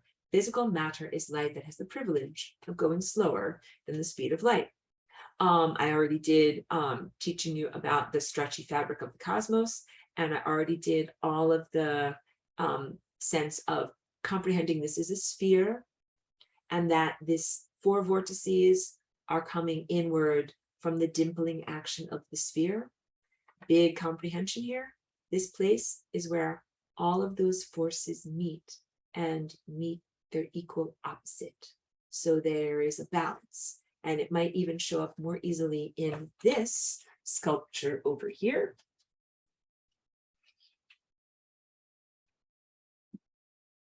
Four vortices, and they all come together in the middle. And that is the infinity point. So this is the infinite stretchy fabric of the cosmos being stretched infinitely inward. All of those inwards meet here, and they all balance each other. Words aren't saying it very well.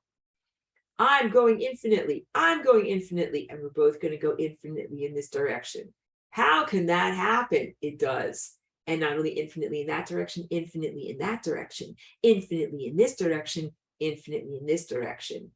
Every single one of these has a balanced force that is coming at it infinitely. And that's a big part of how this works. And also, these are static objects, but you have to understand when they go infinitely like this, they then also reflect back and go infinitely in the opposite direction. So these are some of the basics of the flow of energy that you're starting to learn and that you'll internalize more as this class goes on. So there are circular patterns that go around the torus like this, and there are straight line patterns that go like this, but the straight line patterns are like the infinite reflection between 2 mirrors.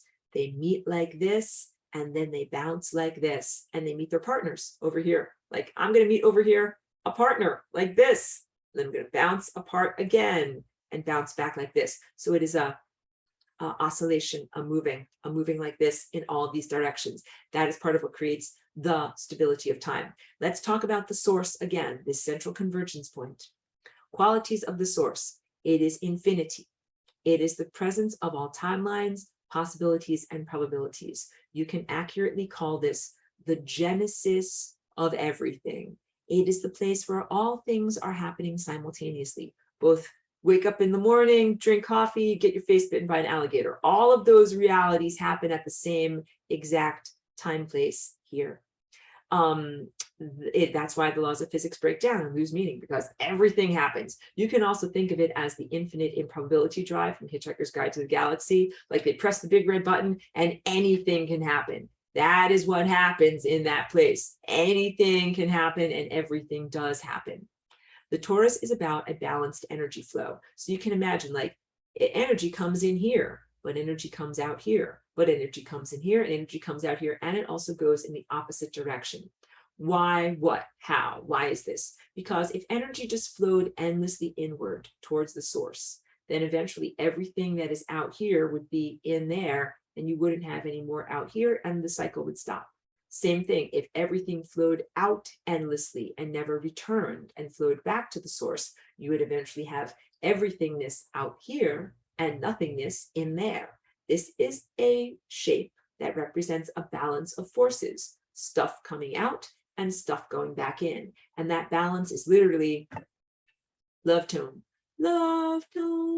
equal amounts coming out and going in, love tone. That is what this shape is. It is literally the graphic polygonal representation of love energy coming out and energy going in.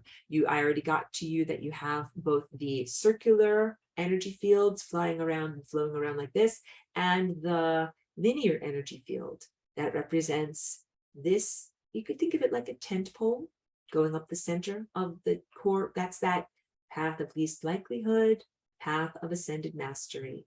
All of these, the rest of these, are these circular patterns and figure 8 patterns and spiral patterns.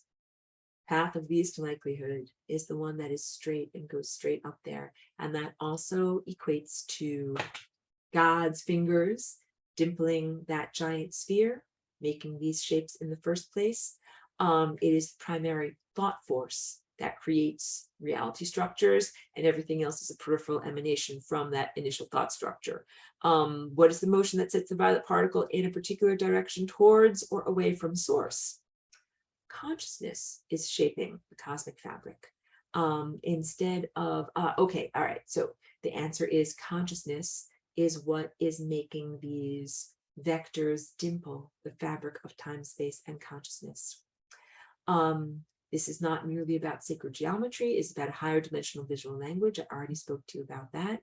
I talked to you about the 0th dimension. Again, we can go through it again, and I'll do this throughout our class. Let's just do one more time, because I know that we're coming to an end. Let's do one. No, I want to clear my drawings. Clear my drawings, starting with the 0th dimension. That's this right here. That then becomes a line, the 1st dimension. That then becomes a plane. I'm going to try to draw it really well for you now. 2nd dimension. That then you stack up many, many, many planes together, and you end up getting a box, which is a cube, which is the 3rd dimension. Doing pretty good on my box drawing right now. Then you get the 4th dimension, which is many, many, many cubes. And I'm going to simplify these just as squares, kind of going backwards into the distance, but many, many, many cubes lined up together in a line becomes the 4th dimension. And then we're going to do that line again. Next to it, many, many, many lines lined up next to one another represent a flat plane. And these are time planes. But again, they're spherical. That's a time plane. And then if we stack up many time planes, we get a time cube. This one is giant. See how I'm making it bigger than the other one? Big, giant time cube. And then that time cube has many, many, many time cubes in a line. That's another big one. They all go off the screen. There's so many of them. Comes a timeline of time cubes. And then that timeline of time cubes has many, many, many timelines stacked up next to each other, creating, oops, that's not what I wanted to show you. Aha, now I lost my thing. Over here, time plane. And then you stack up that time plane into another giant time cube. Now this drawing is illegible and you can't even see what I'm talking about, but then that time cube has many other time cubes in a line next to it. That becomes a timeline. And then that timeline has many other timelines that go next to it. That represents a time plane. And that time plane then gets stacked up and becomes a time cube. All right, so don't worry if you haven't mastered all of that. And I know my drawing was just crazy. Hold on. Just want to confirm to you. I don't want to get frustrated. I don't want you to get frustrated because it was just like, oh, we're like, your drawings got crazy. It did get crazy. It's very incredibly complex. We'll go over that many, many, many times. Key points to remember. The initial leap from 0th dimension into 1st dimension is a leap of consciousness, is a leap of sentience, of what is possible, that you are mirroring when you make your leap from Taurus into flying rainbow lasagna, which represents and exemplifies Earth's level of personal and planetary evolution at this moment from Taurus into flying rainbow lasagna. Inside to outside, not north, south to south, north. You're not going to have a catastrophe this time. You guys are going to be okay. All right. You're going to make this leap at a 90-degree angle into a higher dimensional plane. And every time you do that, you achieve an additional degree of freedom. You get more freedom, there's more stuff you can do, you have more latitude or more capacitation of how you can move and navigate through time. Okay, everything that I've been telling you about right now has literally transformed your DNA. Thank you for being here in this class with me. Thank you for attenuating to these ideas, being receptive, being open to them, and internalizing them. You have to work hard to think about all this stuff. It is like not easy to digest and comprehend all these things. You have literally changed and transformed the behavior and functioning of your DNA by exposing yourself to these ideas. Guess what? All of my ideas come from the sun and the stars. Yes, I'm a light being. And the sun, instead of frying your brain, would be like, is like, I'm going to give these ideas to Aurora. And Aurora is going to make these paintings and drawings and use analogies and sometimes sing show tunes and transmit these ideas to you in a way that doesn't make your brain explode. That's my job, Joy. That's what I do. So now you know where these ideas come from and why I share them with you and why I thank you for aligning with them or exposing yourself to these ideas. It is transformative. Your DNA now is doing a slightly different dance than it was doing before you were exposed to these concepts. It's twisting and furling, unfurling, opening scrolls, closing scrolls, even for you to comprehend that your DNA acts like a scroll, is like a book, with some pages being accessible and some pages being non-accessible. That itself transforms the behavior of your DNA. That's a huge empowerment teaching. And that is very big for you to internalize that. Absolutely. You are welcome. And thank you for being here and learning about it. That's an empowerment teaching that basically tells you, you get to be more responsible about your life and the shape of your body and what is potential in your life than if someone simply says, oh, it's written in your genes. Like if your dad died of a heart attack, then you're going to have one too. It's written in your genes. I'm like, no, no, no, no, no. Like that was the story of his life. That was the story in his book, but it's not the story of you. That goes for anything: cancer, diabetes, heart disease, or even having an unfulfilled life. How many people might have had like a parent or family member that like worked their whole life in a factory and they always came home every day with their shoulders down, terrible posture like this, like, you know, being like ground up by some, you know, horrific factory life. And then like maybe you want to be an artist or a musician or have a fun life. It doesn't mean that because they worked in a factory and were ground up, you know, like by the meat grinder of life, that you have to live like that. No, of course not. You get to make your own choices and have your own trajectory, or siblings or community members.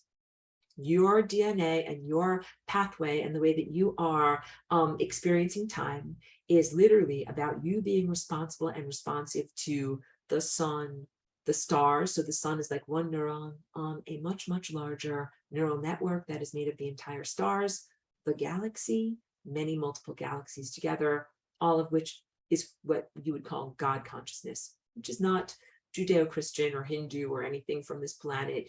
It's cosmic God consciousness. That is what you are responsible to. That's the cosmic symphony that you play within. So learning all about time and these time dynamics and how it relates to you and your personal energy structure is hugely empowering. And it also helps you to be able to move into levels of greater responsibility, which is the definition of what it is to become a galactic citizen. You are becoming a light being. You are identifying with the pathways of awareness that are inside of you. Yes, I love it when you cheer. That's fantastic.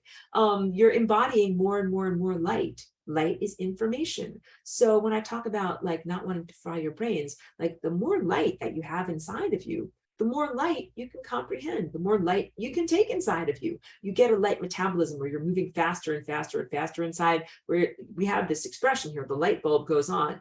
Ding, I had a light bulb moment. Everything makes sense. Well, that light bulb moment expands because you connect this dot and this dot and this reality structure and this reality structure, and everything starts to make sense in a cohesive pattern.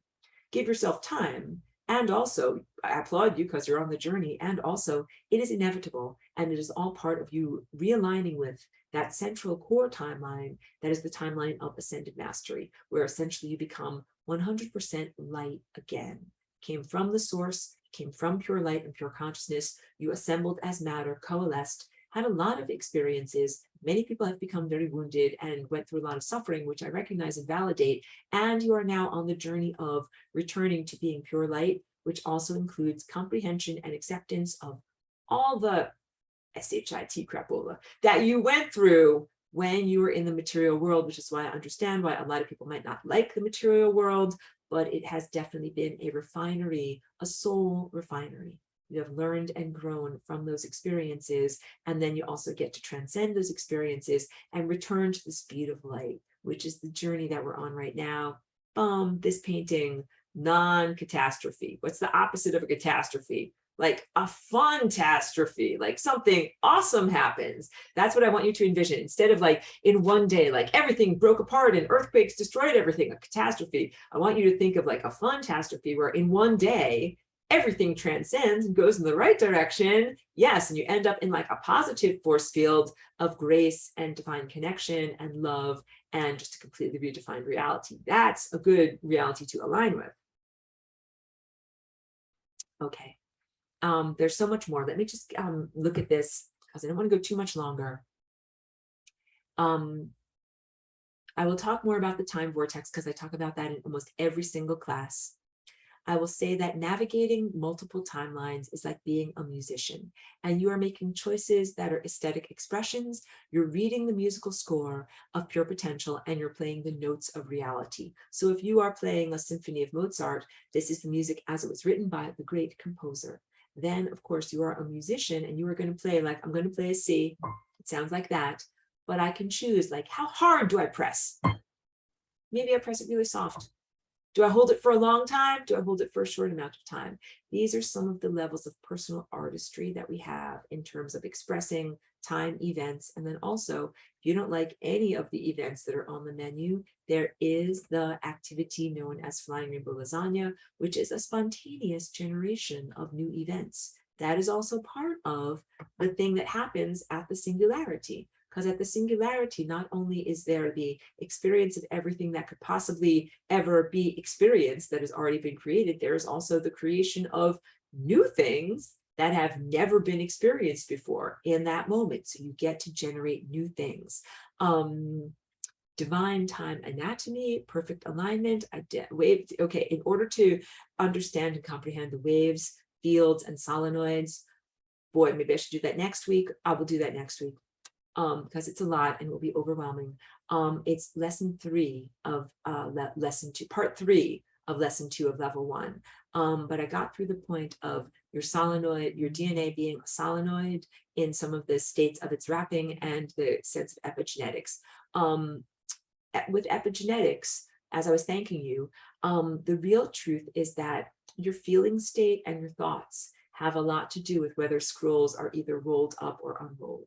That's it. That is 100% the amount of wiggle room that you have in your life in order to determine what is the outcome, like what is your life, quality of life and trajectory going to be. It is not fated or determined to happen. It is very much based upon what you think, what you feel, and what you believe as possible. And when I share with you the thing of the 0th dimension making this impossible leap and becoming a line somehow, it had to somehow envision something that it had never thought of before. What if a piece of me could be somewhere else, doing something else, and then I could connect the line between me and that piece of me that's not with me? Revolutionary thought.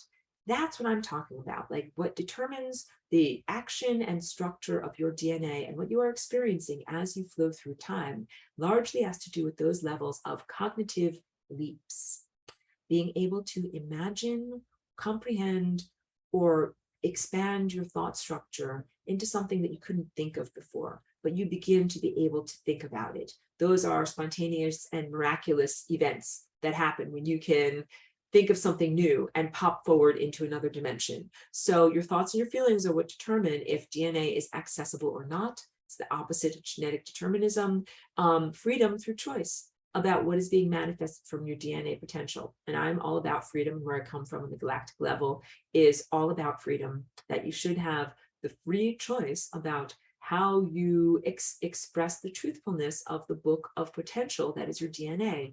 And you have a ton of artistic expression in terms of which notes of your DNA musical score you are playing, how often, how hard, all of that, you're free. It's analogous to the choices made about what timeline you're traveling upon.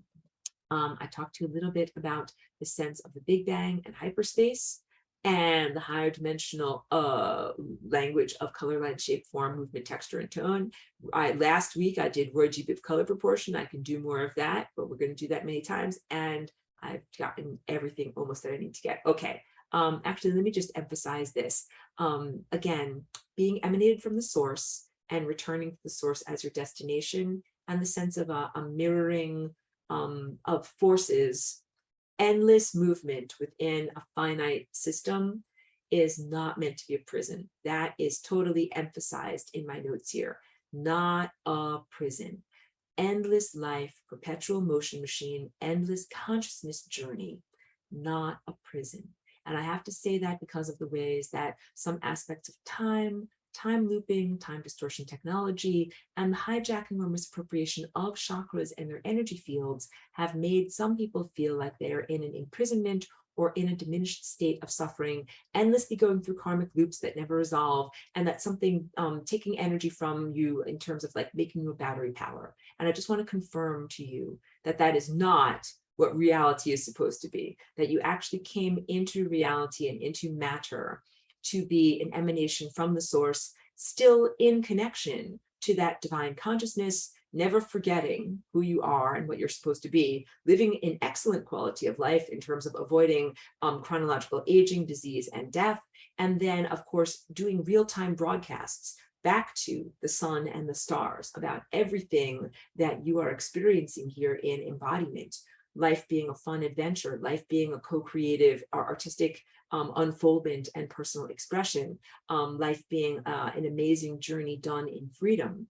Those are the original intentions for this life experience. It's like the brochure. That's what you read in the brochure. And then, of course, in actually coming into life, you're like, many of these things were not in the brochure. I'm highly aware of that, and speak to that often, because I don't want you to think that I'm sweeping things under the cosmic carpet, be like, la, la, la, let's not acknowledge any of that stuff. We'll get to the challenges, the things that are on the membrane of death, the things that shouldn't exist. That's all part of it. But for right now, it's like when you're teaching beginners, like, let's just make sure the piano is in tune. Piano is fully in tune. We're not going to talk about wrong notes or things that don't sound right. We're going to talk only in ideals, the things that are supposed to be. So I recognize that there are a lot of things, that instruments that are out of tune in the cosmic orchestra, and things that aren't supposed to be. And I speak to that in this class, but mostly what I want you to comprehend is that your life is meant to be an infinite gift of exploration, not an endless toil, drudge, time loop of, imprisonment. Gift of exploration, gift of divine partnership, gift of experiencing, and it can and it will transform into that again. That's what Flying Rainbow Lasagna is. That is what the transformation of Earth's energy field into the next highest dimension is all about. That is what this moment of non-catastrophe, of rectification is all about. So you might have had previous life existence where you got crashed down from a very high elevated state into a diminished state, and now you have to cook over a campfire and stay alive and eat plants and animals, and everyone is like, what are we doing here, and how are we surviving in this very difficult existence? Now you get to have the corrective experience where you return to divine connection, a sense of total comprehension. You know and understand everything, and you know exactly what to do, and you are also empowered to do it. A very, very different and more uplifted quality of experience. So I think that's enough for this class, because again, I'm just super saturating. You can tell. Oh, something just happened. Hold on one moment. Apologies for that brief pause. Yes, redefining the nature of existence into something that is actually a positive, long-term existence that you would wish to be a part of.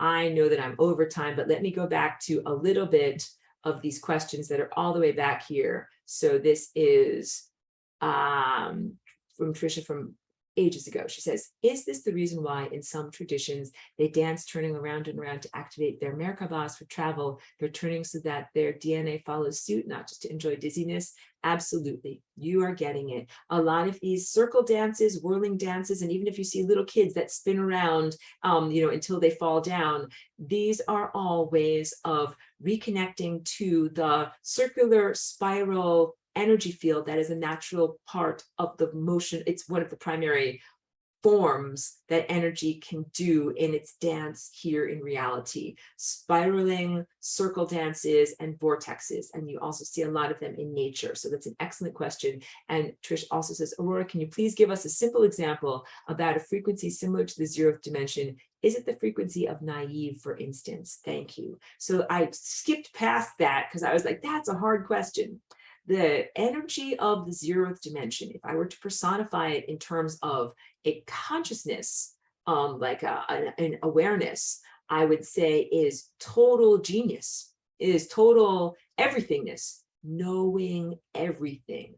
Literally, when you are at that singularity point, which is not the transhumanist singularity, it is divine consciousness. It is knowing everything, being everything, having everything, experiencing everything.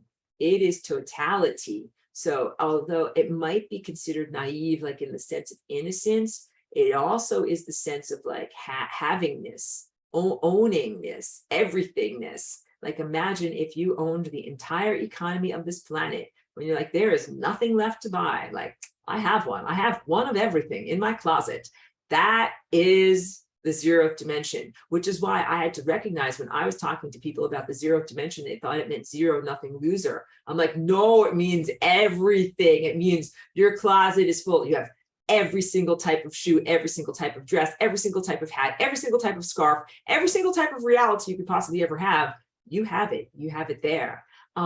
Yeah, it's so much, it's almost too much to be able to even comprehend, but I will return to this concept of singularity over and over within this class. So I'm just comforting everyone, because I don't expect everyone to understand everything in one presentation. How do we learn? How do you learn a song? Through repetition. You go over it many, many, many times. Your fingers learn it many times. Your brain learns it many times. And then you have to refresh. So I will go over this many, many, many times throughout the semester. And every time I go over it, you'll get it from a new perspective. And I even encourage advanced students, go back and watch the level 1 teachings on Teachable. Sorry, dog hair here. To be able to remember from this perspective, like you're going to watch your favorite kids movies, but from an adult perspective, and be like, that's what that means.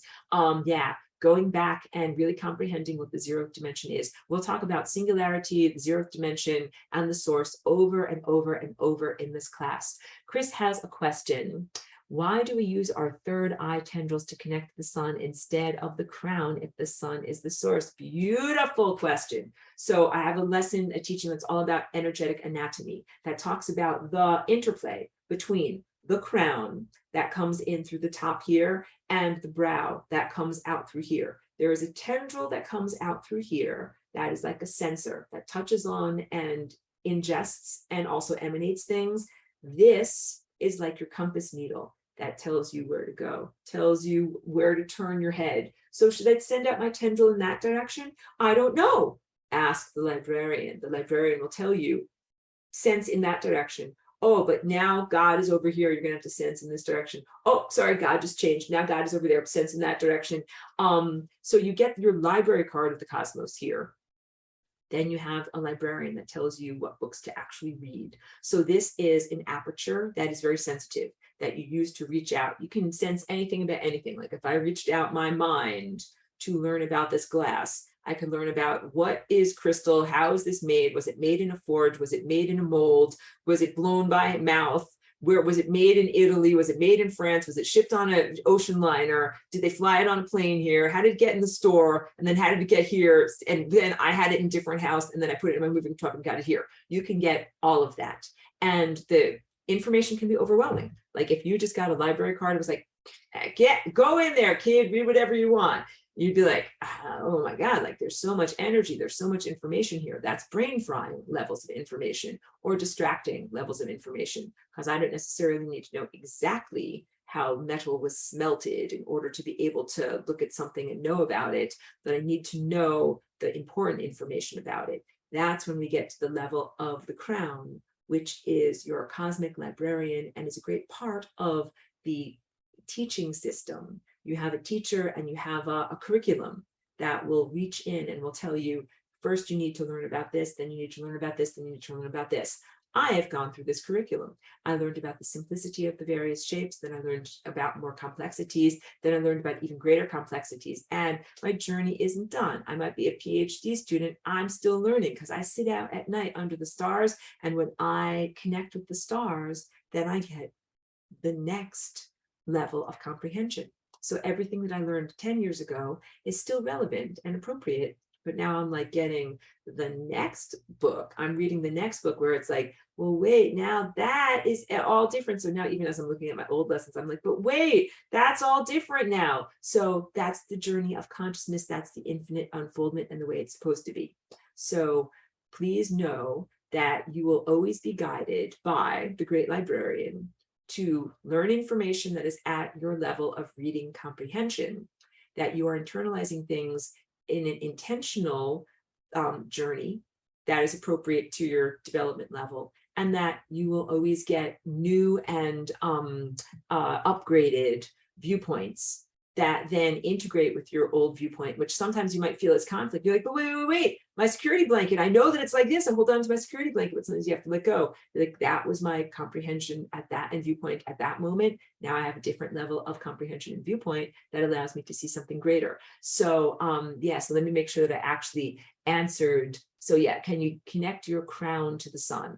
I would say, yes, you do connect your crown to the sun, but you are actually connecting both of these things to the sun, and each one has its own unique way. I have a whole teaching about this. The violet is like the sensitive needle within the compass housing that is your brow. So your indigo is the housing or stability structure for the compass that is your violet structure, that is very sensitive and will move and go in different directions, and that they are complementary and they form a form of partnership. So connecting with the sun and the stars and eating their light is really an activity that involves both of these as crucial energetic anatomy, kind of the same way that your heart and lungs work together very crucially as part of the system of bringing oxygen around your whole body. Beautiful question. Thank you for asking it.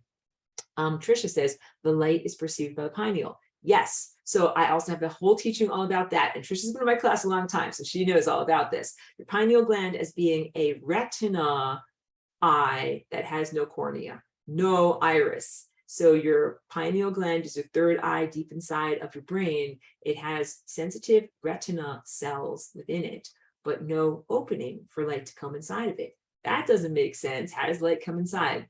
Through direct electrical stimulation, and this is essentially what your imagination is. So whatever you are imagining or thinking about, you are attenuating to, and you are creating those inner mind pictures or inner painting on the inner canvas of your mind, which is a different type of more subtle light than the light that we receive through our eyes, but they are related because, of course, if I ask you, like, first look at this glass, then close your eyes and imagine it with your imagination. This is light that is the physical world, but when you imagine it with your imagination, you're then creating a projected version of what this physical light world is. So the world of imagination often is a reflection of what we are thinking about and perceiving in the world out here. The two forms of light are often interrelated and have a they affect one another.